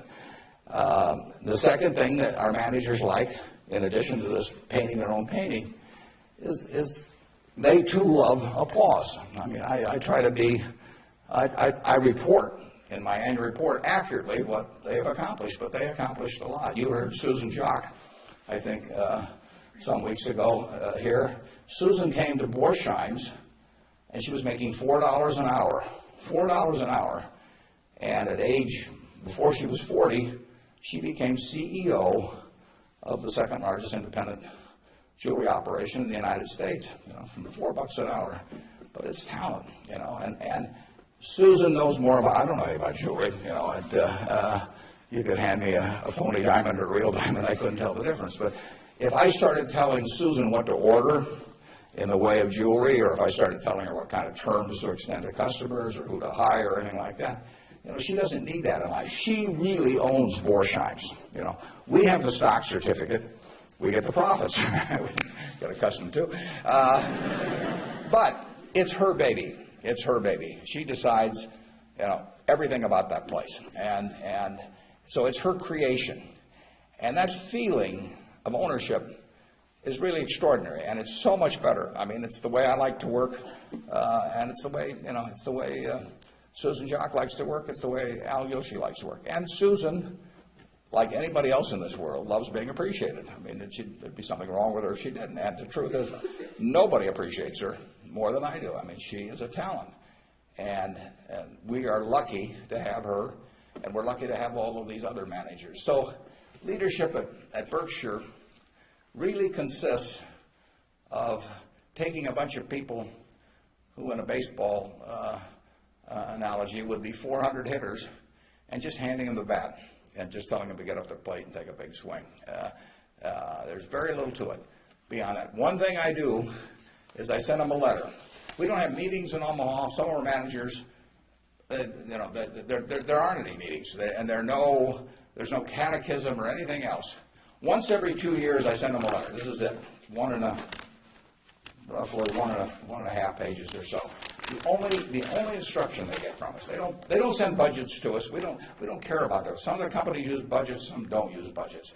We adjust to them. Some of the managers I talk to a couple times a week because they like to talk frequently. Some of them I talk to literally once a year because they don't like to talk to me. And whatever, it's up to them. I adapt to them. The only thing I tell them, and this letter, which went out January 20th, 2003, it says it's been 2.5 years since my last memo. Now, how many big companies you have the managers out there? It's been 2.5 years since they heard from the home office. It's been 2.5 years since my last memo. Here are a couple things to keep in mind. And number one, and this is number one every time. This doesn't change. It won't change 2 years from now or 4 years from now or 6 years from now. Number one, we can afford to lose money, even a lot of money. We cannot afford to lose reputation, even a shred of reputation. Let's be sure that everything we do in business can be reported on the front page of a national newspaper in an article written by an unfriendly but intelligent reporter. In many areas, including acquisitions, Berkshire's results have benefited from its reputation, and we don't want to do anything that in any way could tarnish it. Last year, Berkshire was ranked by Fortune as the 4th most admired company in the world. This year, we were 3rd in the United States. They just published it. It took us 37 years to get there, but we could lose it in 37 minutes. And that's the message. I mean, we can lose money. It does, nicer to make money, but we'll figure out ways to make money. But we can't lose a shred of reputation because you don't get it back. And you can. I said 37 minutes, but you can lose it a lot faster than that. You can lose it in 5 minutes. And in fact, I was talking to Bruce coming in, and he did some work around Salomon Brothers, and I went back there 11 years ago because this firm, which had the second largest balance sheet in the United States at that time. It was a preeminent firm on Wall Street. John Goodfriend, who ran it, had his picture on the front of Business Week as the king of Wall Street. And in late in April 1991, he made a fateful decision. It was reported to him that an employee down the line had flim-flammed the U.S. Treasury, had broken some rules, tried to play games with him. And John did not report that fact to the Treasury or to the Federal Reserve or to the SEC or to anybody else. He didn't do anything wrong himself, but he got behind the curve. He didn't report it. The president of the company, Tommy Strauss, didn't report it. If you saw that Katie Couric show on Sunday night on the Central Park Jogger, Tom Strauss was on there, but Tom Strauss ended up losing he was president of Salomon Brothers. John was chairman, John Goodfriend. They didn't do anything. They dawdled. And after a few weeks, the same guy that had committed the terrible acts earlier, on May 15th, he did the same thing again at a Treasury auction. And now they were in this terrible pickle because they'd known about this on about April 28th, that this guy was a bad actor, and they hadn't done anything. And now on May 15th, he does the same thing again. And now if they go, they start feeling if they go and talk about it, the people will say, well, why weren't you in here before? So they just kept trying to shove it out of their mind and do other things. And it came within inches of destroying the firm. It destroyed their careers. I mean, John Goodfriend had spent 30 years in Wall Street and had a fine reputation. The king of Wall Street was brought down by one simple act of omission. All he had to do was pick up the phone. Jerry Corrigan was head of the New York Fed. He had to pick up the phone and say, Jerry, you won't believe this, but this crazy guy in our Treasury Department, a fellow named Mosier, has just done this thing, and I'm terribly embarrassed, and what can we do to make it right? I mean, and Jerry Corrigan, being Jerry Corrigan, would have turned red in the face and gotten very mad and issued a lot of language I couldn't repeat here, but in the end he would have said, thanks for calling and telling us about it immediately, and we'll slap a fine on you or do whatever is appropriate. And the next day, the firm would have gone on fine. But John Goodfriend, actually, a perfectly okay guy, but he didn't act when it counted. And Tommy Strauss, who was number 2, the same way. And later on, they were fined and in a certain way kicked out of the securities industry. And Solomon barely survived. 8,000 employees around the world had their future in real jeopardy because of that single act. So just apply the newspaper test. I tell our managers, I could have a 1,000-page book of ethics. I could have all kinds of rules and hundreds of, but in the end, just all you got to do is think about, do you really want what you're doing put on the front page of the paper tomorrow to be read by your parents, by your spouse, by your kids, by your neighbors, by your coworkers? And if you're embarrassed about it, just forget about it. You're all going to do well financially. The nice thing about it is, you live in America in the year 2003. You don't live in Bangladesh. You don't live in America, of 1790 when it would. You live in a society which has a GDP of over 10 trillion, and you just pick up the crumbs and you're going to do great. You've all got the qualities. It takes 3 qualities essentially to do well, and extremely well actually in this country. It takes intelligence, it takes energy, and it takes integrity. Now, everybody in this room has the requisite intelligence. You wouldn't be here if you didn't. I mean, it doesn't take 180 IQs, although I'm sure you all have those. But it takes reasonable intelligence. You're getting a great education. You've got the energy. That's why you've shown up in school. And it takes integrity. And I say, if you don't have integrity, if we don't want to hire somebody that's got intelligence and energy if they don't have integrity. We'd rather hire somebody that's dumb and lazy if they don't have integrity, because they probably will never get around to cheating us or doing something. Last thing in the world I want is somebody that's lacks in. Mosher had intelligence and energy at Solomon. He was head of the government bond trading thing, and he had lots of intelligence and he had lots of energy, and he went to jail, and he almost brought down the firm. And integrity is absolutely an option. You may not be able to throw a football 60 yards, and you may not be able to run the 100 in 9.8. You may not be able to sink 3-pointers but you can choose where you stand on the integrity scale. You weren't born wired one way or the other. That is an absolute choice you make.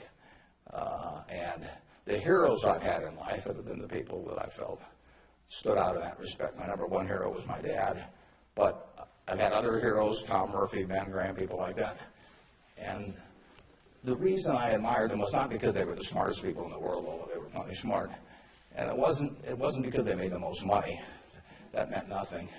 It's really because I felt they were the classiest people that I ever met in my life. I mean, I saw them behave over year after year after year in a way that I could write their story on the front page of any newspaper, and even in an unfriendly tone, and I could not do anything that would embarrass them in the least. They behaved extraordinarily well. And having the right heroes, is terribly important. You tell me who a 10-year-old's heroes are, and I can give you a pretty good prediction about how they're going to turn out. You want to choose your heroes very carefully, because you're going to look like them at some point, and you're lucky if you've got the right ones. I'll give you an aside, and then we'll get on to your questions. But it's something, you're not parents yet, most of you. But when you're a parent, you are the natural hero of your child. You're this great big thing. There's 2 of you great big things, and there's a little tiny child dependent on you. Everything. You are the natural hero, and anything they get to school, subsequently, or anything else, they're going to be shaped more by what they see in this behavior of yours toward them than anything that will impact them later in their lives. And if they want you to be the hero, you can destroy that, of course, and you've seen it done many, many times. But actually, if the parents are proper heroes, the child is about 90% of the way home. And you're lucky if you've had parents like that. And you can be that to your children, or you can you can be something else. And you're shaping that person. It's nice to learn accounting when you get to Nebraska, but the behavior model that you take on is incredibly important. Let's talk about what's on your mind now. You can ask tough questions. It's more fun for me. And they can be about business, they can be personal, they can be political. You know, you pick it out. And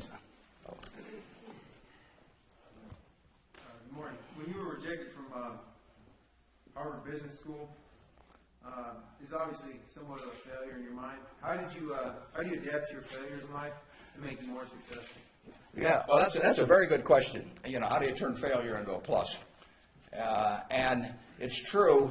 When I was at the University of Nebraska, one day I was reading the Daily Nebraskan, and it said in room 300 or something, at 3 o'clock there will be this panel of 3 professors here at the university, and they're going to award the Nathan Gold Scholarship. I don't know whether you still have that around. And at the time, it said it would give you $500 to go to the graduate school of your choice. I don't know whether it's changed in amount, but that was it. So I read this, and I went there to this room at 3 o'clock that day, or whatever it was. And I walked in the room, and there were the professors, and I was the only student that showed up. I mean, it really got to them. I mean, they were stuck. They kept waiting and looking at their watch and hoping there would be more candidates, but no one came in. So I won $500 by default. And those are usually my biggest triumphs when nobody else shows up. And so here I was. I had $500 to go toward it wasn't limited as any graduate school for a master's degree. So I applied to Harvard. My dad wanted me to. And I shortly heard from Harvard, and they said, go to Chicago and meet this fellow who interviews applicants from the Midwest. So I got on the train, and that's what you did in those days, and I spent about 10 hours on the Burlington going to Chicago. Then I transferred to another little interurban train to go up to this country day school where this fellow was the headmaster, and he was the big interviewer for Harvard. And I got there, and after about 10 minutes, he said, better think about something else.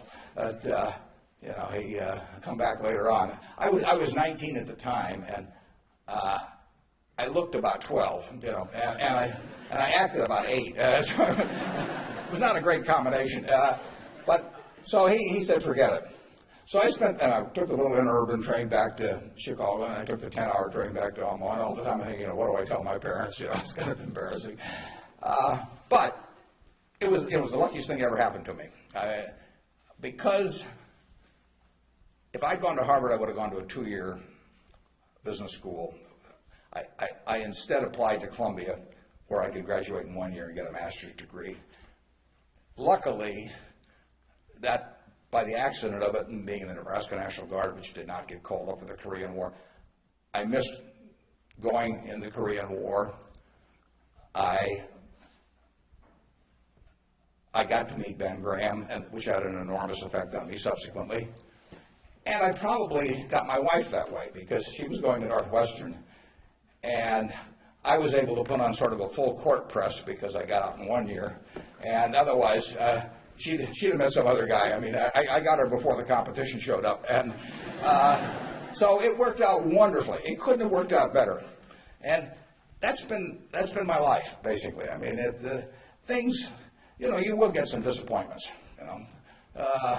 but the future is what counts. It would not be fun if I knew every decision I was going to make was going to be perfect. It would not be as much fun. It would be like playing golf and knowing you're going to hit a hole-in-one on every hole. You wouldn't play golf if every time you got on a tee, you just took a swing and the ball ended up in the hole. It'd be fun for a few days. You get on TV, but the game would not be any fun. So it's failure, and I wouldn't even consider them failures, but they're mistakes or whatever you want to call it. They're part of the game, and in the end, you go on, and we've made plenty of mistakes in business. We'll make plenty more, and the Babe Ruth, and for a long time, it subsequently got eclipsed by a few fellows, but he held the record for strikeouts. He also held the record for home runs and was the highest paid baseball player until the modern era came along. So it's part of the game. If you take big swings, you're going to miss sometimes. But the Harvard thing, you'll get a kick out of this. They invited me back to the 25th anniversary of this class to talk to them, and I went back. It was kind of embarrassing because this was the 25th reunion, and the class was talking about the next 25 years to these alumni that were back after 25 years. And my job was to talk about the next your financial future in the next 25 years. This was in, whatever it was, in the mid-70s. And right before me on the program, Masters and Johnson were talking about the next 25 years of their sex lives. So nobody stayed around for my talk. But that night at the alumni meeting, the fellow who was president of the class stood up and said, we're big enough to admit when we make mistakes around here, and we turn this guy down and throw him back in the water. And so now we'd like to make him an honorary member of the class. So they did it, and they voted, and everybody voted for it. And I stood up and I said, I recited the story that I told you.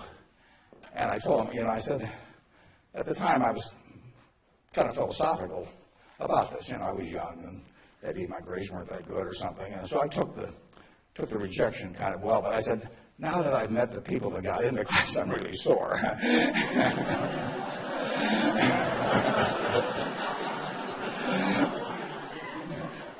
Okay, who's next? Yeah. You talked quite a bit about flexibility in your many different companies and so forth. If you could elaborate a little bit on the personal qualities and professional qualities that you look in those executives that you place. Yeah, and the question is about the personal quality we look for in the executives we place at our various companies. The first thing is we don't usually place them. I mean, they come with them. We don't have anybody to place. So I have the problem occasionally, if somebody dies, or to replace a CEO. But most of our CEOs came with the deal. Clayton Homes, which we're buying, comes with Kevin Clayton running it. We will put no one in there. He will run the place just as before.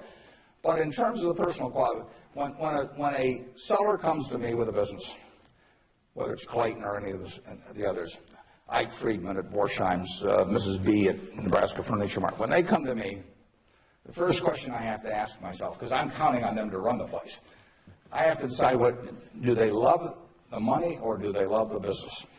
Now, there's nothing wrong with liking the money. I mean, they all like money, but they've got to love the business. They've got to have a passion for it. Because if I give them a whole bunch of money and they love the money and they don't love the business, no matter what they tell me, 6 months from now they'll be gone.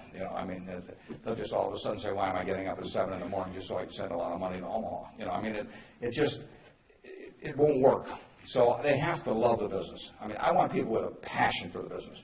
I used to say that I had a one-line employment form, one-question employment form. The question was, are you a fanatic? If you answered yes, you got the job. Because I want somebody who's fanatic about their business.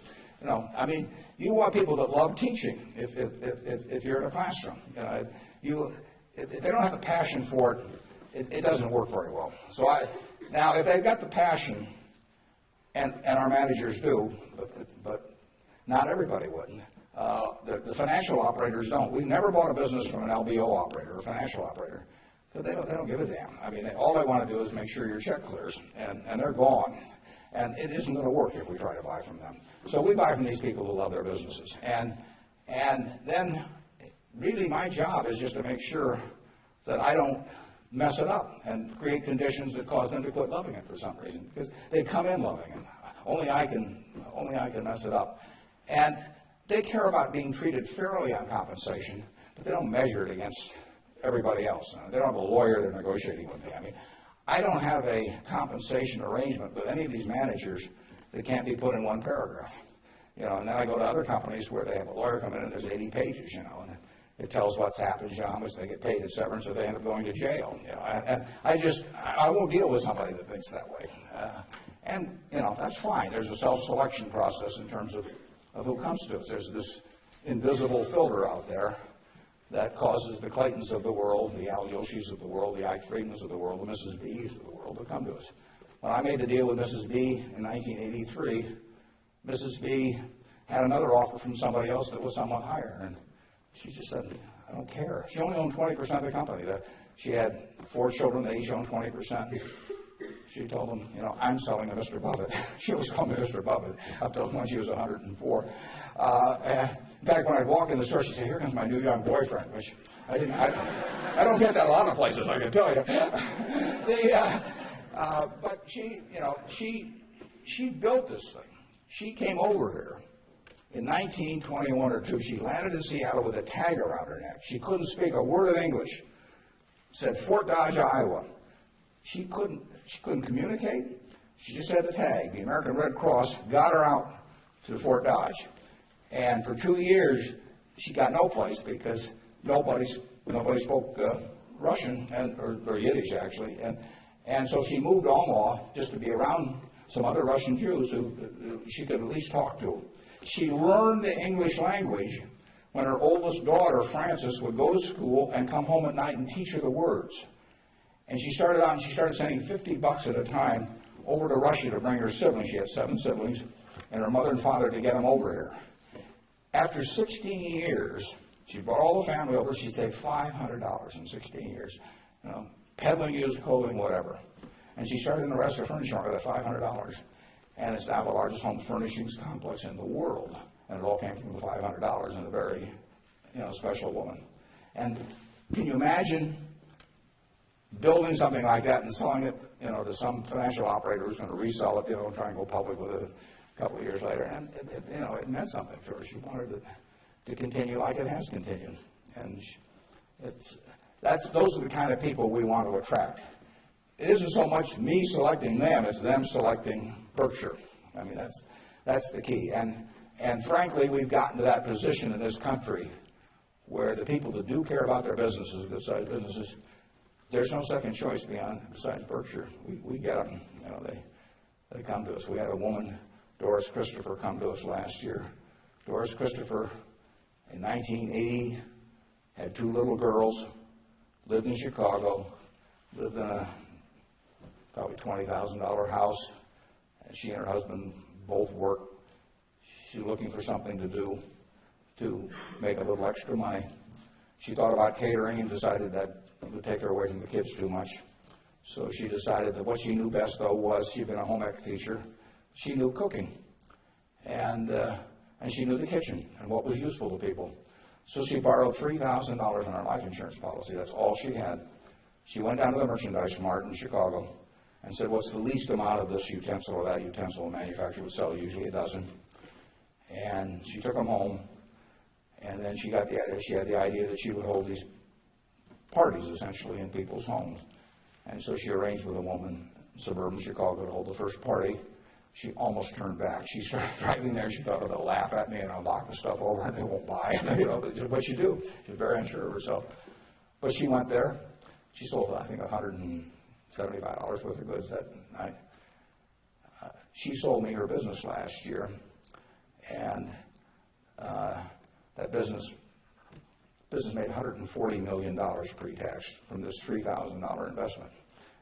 That woman had a passion for her business, and she understood her customer, and she loved her customers. She loved the people that worked with her. She got 67,000 associates. It's called the Pampered Chef. Some of you may have been to a Pampered Chef party. And almost 1 woman out of 10 in the United States bought something from us last year.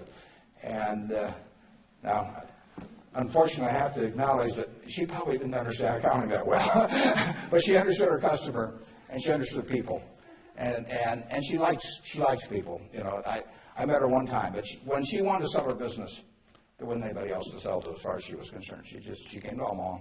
We made a deal in a few minutes. We made a compensation deal. Took us 15 seconds.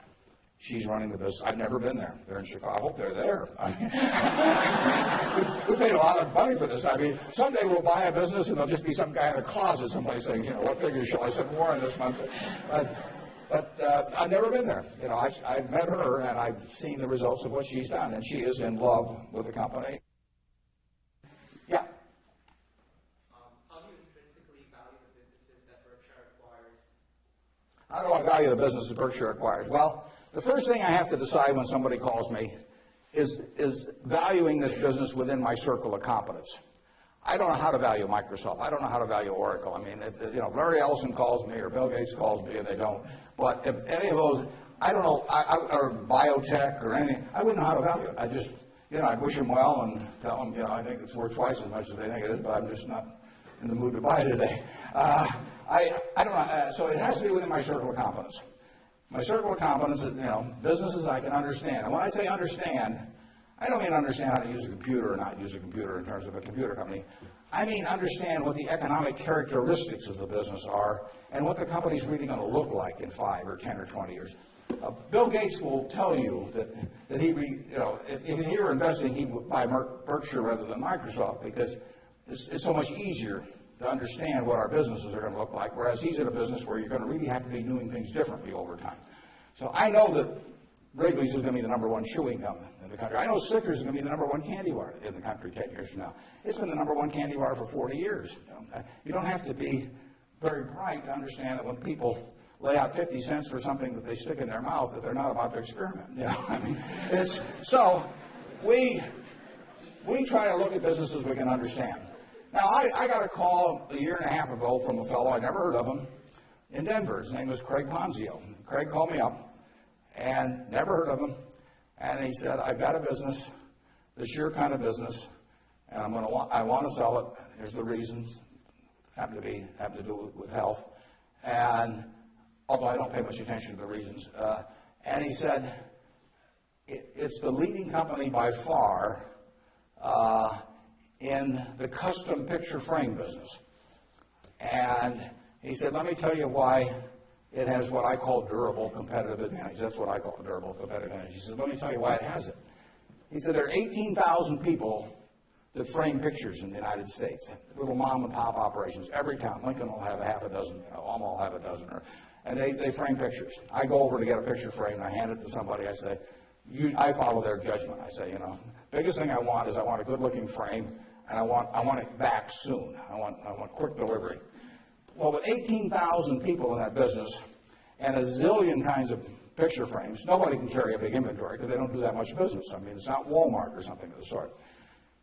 Craig Ponzio graduated from a little school up in Wisconsin, went to work in a tiny little firm that made these things. 5 or 6 years later, bought the place when it was doing $3 million a year. Now does $300 million a year, and it totally dominates the wooden custom frame business. Why does it dominate it? It dominates it because it calls on these 18,000 people. It has a sales force calling on them 6 or 8 times a year, and it has 22 plants around the country that can get the frame that the custom framer orders 85% of the time. If they order it by 5 o'clock today, they'll have it by 3 o'clock tomorrow afternoon. Now, think of that coverage. That's what the customer wants. They don't care whether they pay $83 or $88 to get the thing framed. You've got something you want done, and you want it done fast. And that little custom framer, those 18,000 people, they want happy customers, and that means speed of delivery and certainty and all that. You couldn't build a distribution system to compete with us. I mean, just think of trying to build a distribution system starting from scratch that would take that business away from us. It can't be done. Well, Craig explained that to me in about 15 minutes. I'd never thought about the custom frame business, but I framed pictures or had people frame them for me, and I understood the power of that. That was a Monday. I said, I think we can make a deal. So he came on Wednesday. He came at 9 o'clock, and he left at 10 o'clock. We've had a deal. I've never seen him since. He got the money promptly thereafter. He wasn't going to come to the annual meeting last year, but his wife was sick. He'll probably come this year. He's a good guy. And no one can knock us off in that business.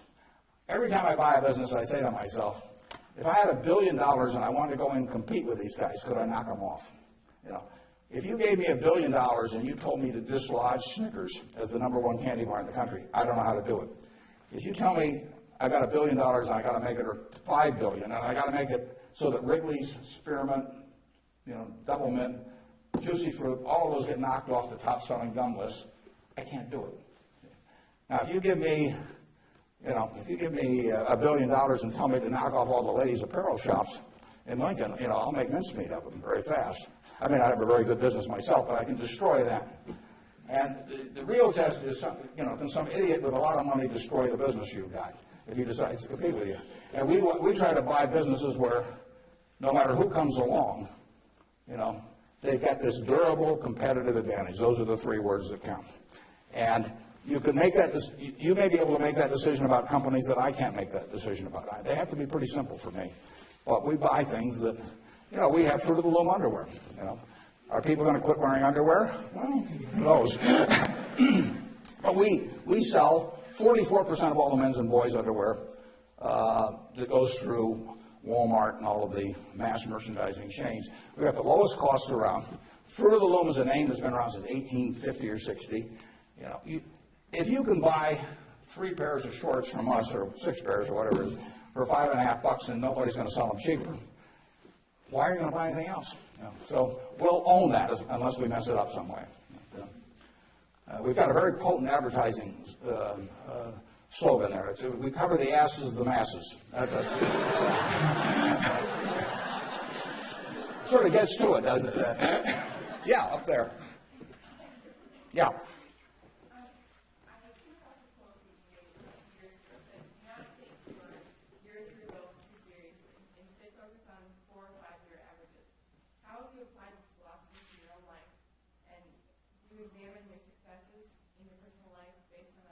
Could you repeat that just a little louder? I think I got most of it, but try me again. Okay. I'm going off your quote that says, do not take yearly results too seriously. Yeah. Instead, focus on 4 or 5-year averages.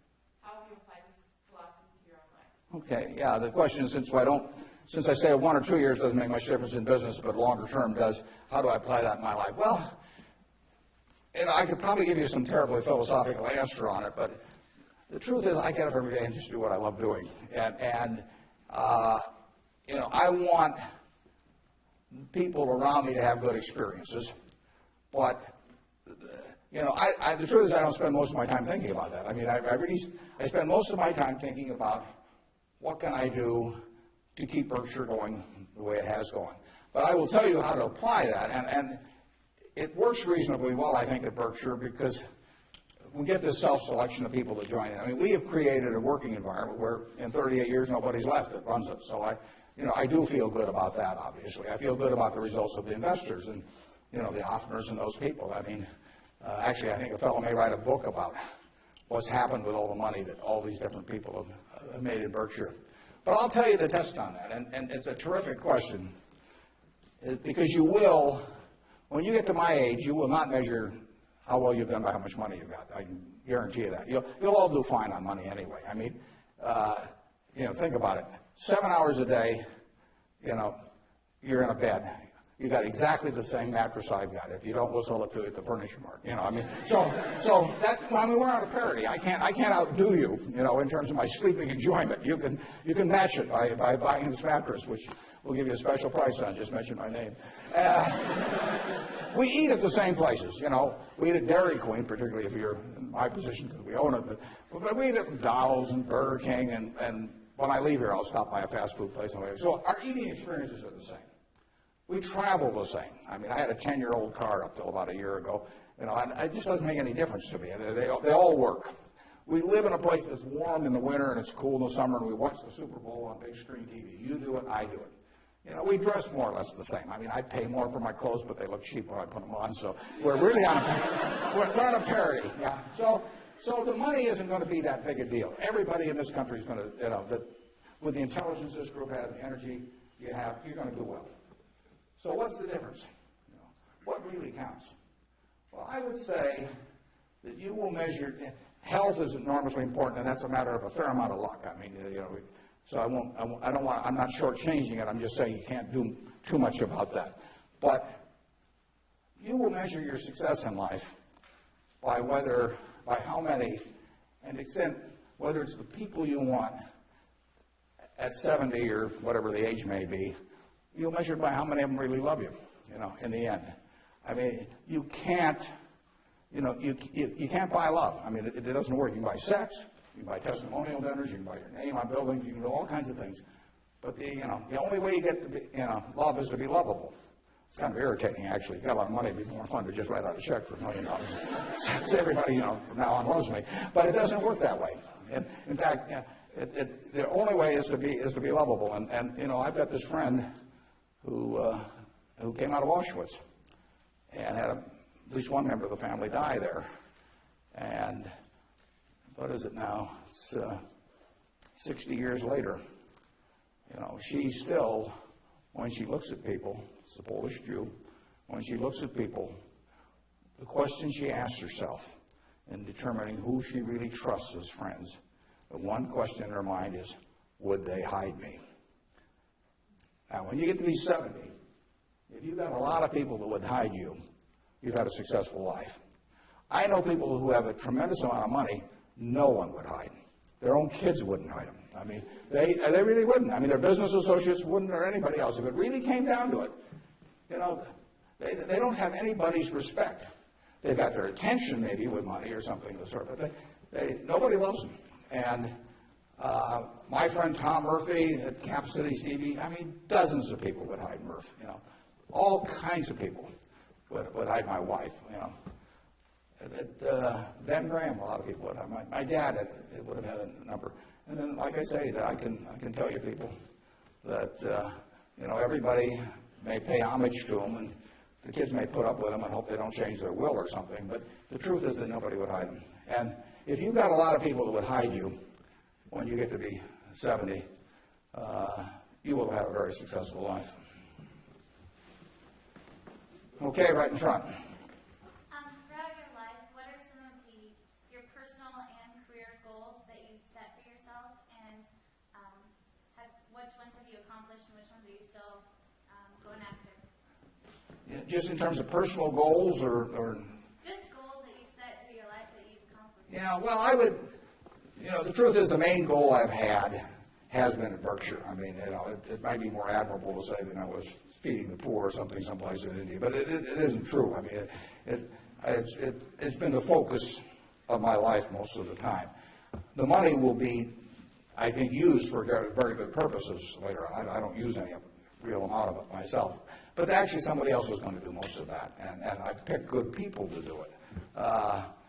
But, you know, I've got 3 kids of which I'm enormously proud, and they like each other. They get, you know, they do things together. They work, you know, the family unit works extremely well.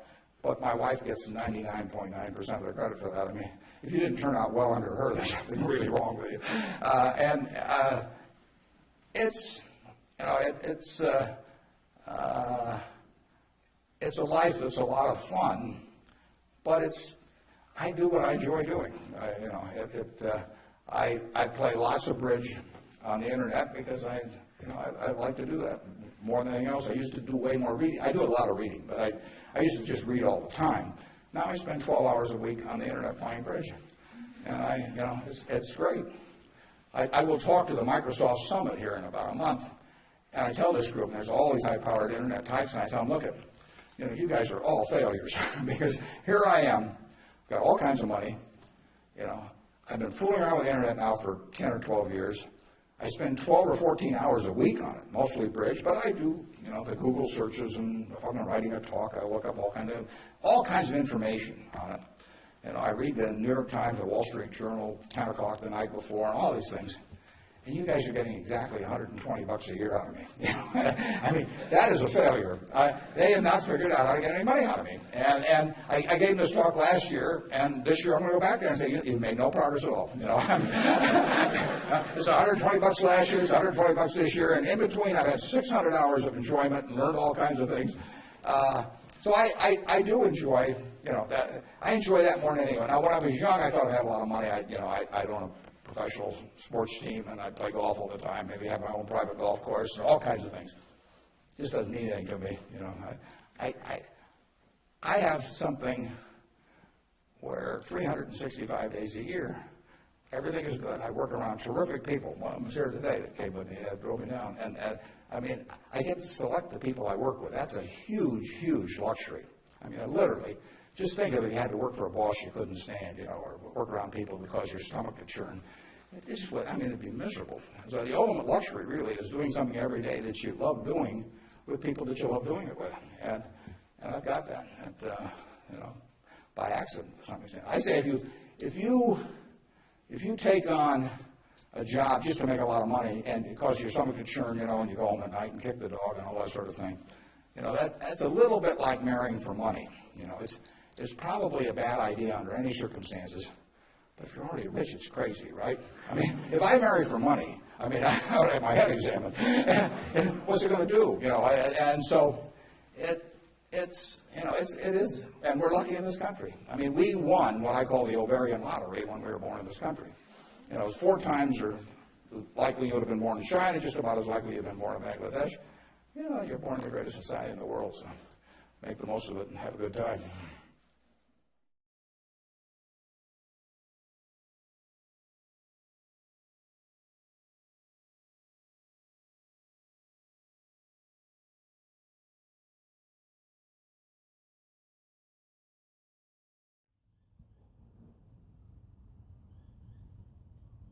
Hey, welcome back. Thank you for making it to this far. I hope this has been a really powerful and rich release for you. I'm not going to talk too much more. I've talked a lot. But I really hope you get the gist of what I'm sort of offering here about the courage to go into the unknown and the potential that waits on the other side. Self-leading, right? It might be something that you've never really embraced or think you are worthy of and stuff like that. It's not so much that validation you get from outside, it's the leadership owning it in your core and amplifying it out, all right? That's what it's about. And so, like I said, the spiritual no man's land and all these concepts, and if you've invested quite heavily into what I've offered, and you know, maybe you've gone through your trials and you doubt me and all that sort of stuff, it's all valid part of the process of your own discernment. I'm not here to convince you of anything. It's like the byproduct will be you get it or you don't, all right? And just realize how potentially compromised everything out there is. And you know, if you can fall back on, say, this stuff that I offer, it might be the reference point of you bursting through some influence and all that sort of stuff. There's so many things out there and stuff. Like, to me, like, just getting that one nugget of truth can flip everything, all right? So I really hope you get a lot from this. I hope you embrace your own self-leading potential. And it doesn't mean you have to dominate or be the head of an apex or anything. To me, the leadership thing has been seeing a gap and filling it, all right? That's what it's more about, okay? And maybe the gap is that you haven't accepted yourself at that level. You're actually an awareness leader, all right? And if you do, what's the potential there, okay? So I hope you get a lot from this. I hope you've had a wonderful equinox. You've had a very potent 3 months. So thanks as always for your courage to be here. Thank you for all you're doing and all you've endured. And if you've embraced my stuff, I thank you, and it's an honor for me to share stuff that you feel is worthy enough to incorporate in your journey. And you know, like, I don't know what clips I'm offering at the start, but Sunshine, Superman, and having the courage to leap into the unknown and stuff like that. Just remember life, like, we don't get out alive. Like, living is a risk, alright? So I hope this helps you make the most of this moment and all the moments to come. And you go into the unknown with courage and see where you go, alright? All the best. I really appreciate you being here. And until next time, the brat that's still light from down under, take care. Lots of love, and see you next time. Andre out.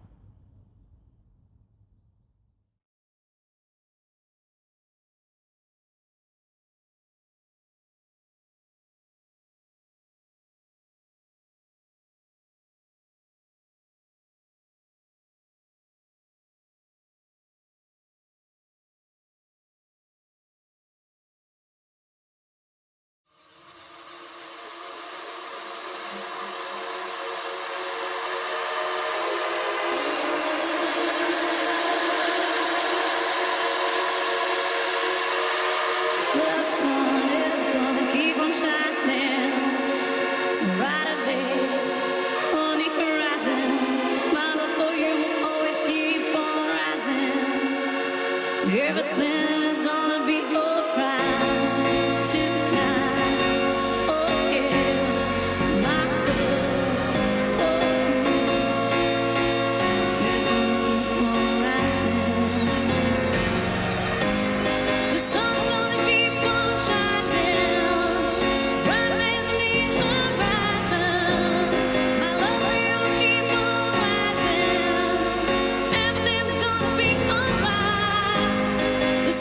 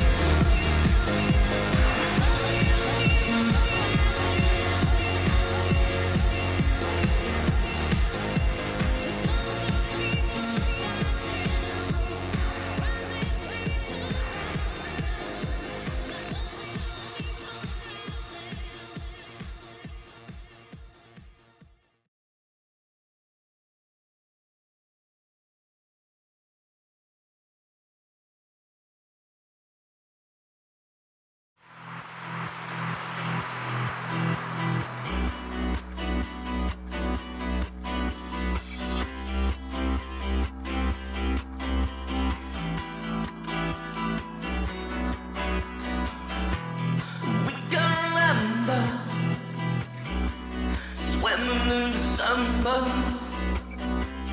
heading for the city lights. 975, we're sharing each other, nearer than farther.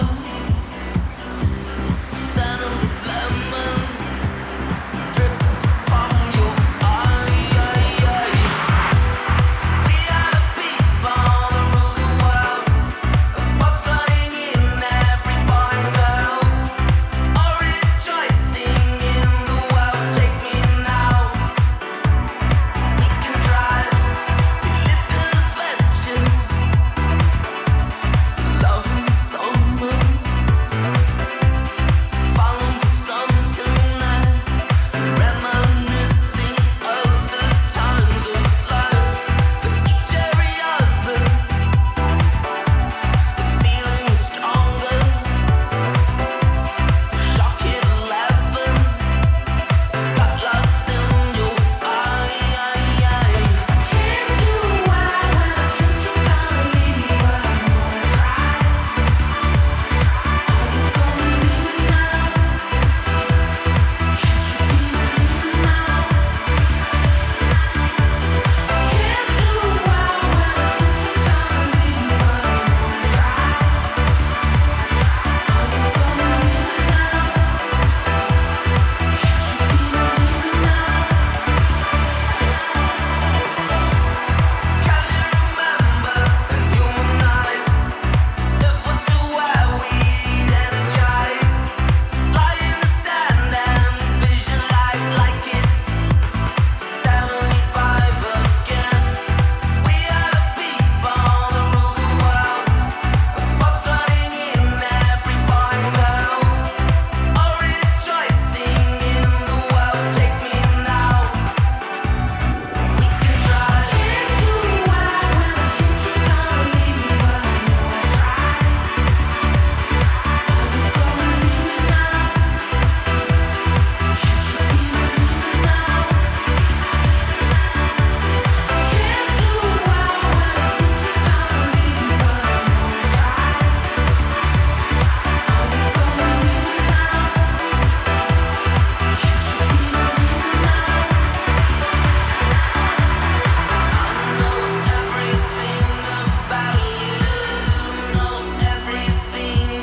everything about me, know everything about us. I know everything about you, know everything about me, know everything about us. Can't do why when I think you're gonna leave me, but I'm gonna try. Are you gonna leave me now? Can't you be believing now? Can't do why when I think you're gonna leave me, but I'm gonna try. Are you gonna leave me now? Can't you be believing now?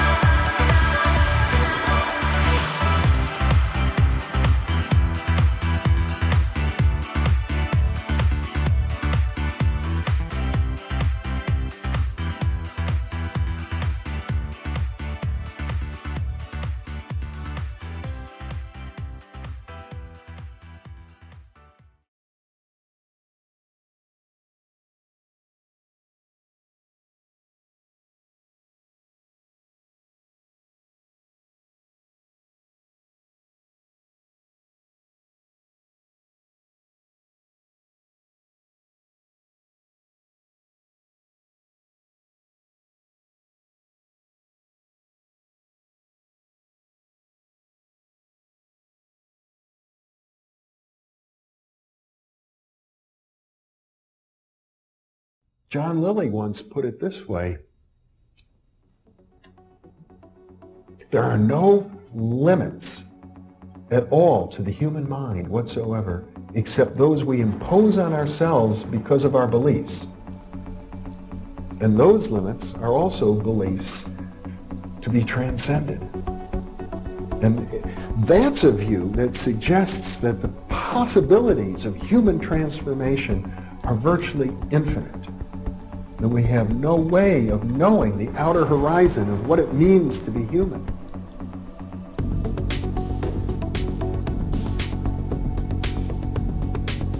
And really, to understand all this, everything, you have to go very, very deep into a study of history, consciousness, neurophysiology, everything. You have to be the supreme eclectic type of leaning, and you really have to be wanting to know who you are and what everything's about.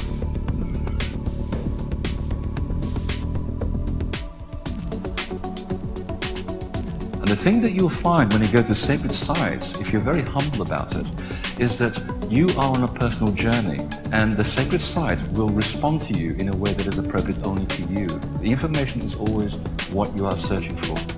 And it's the intent you give that energy that defines whether it is used for right action or not.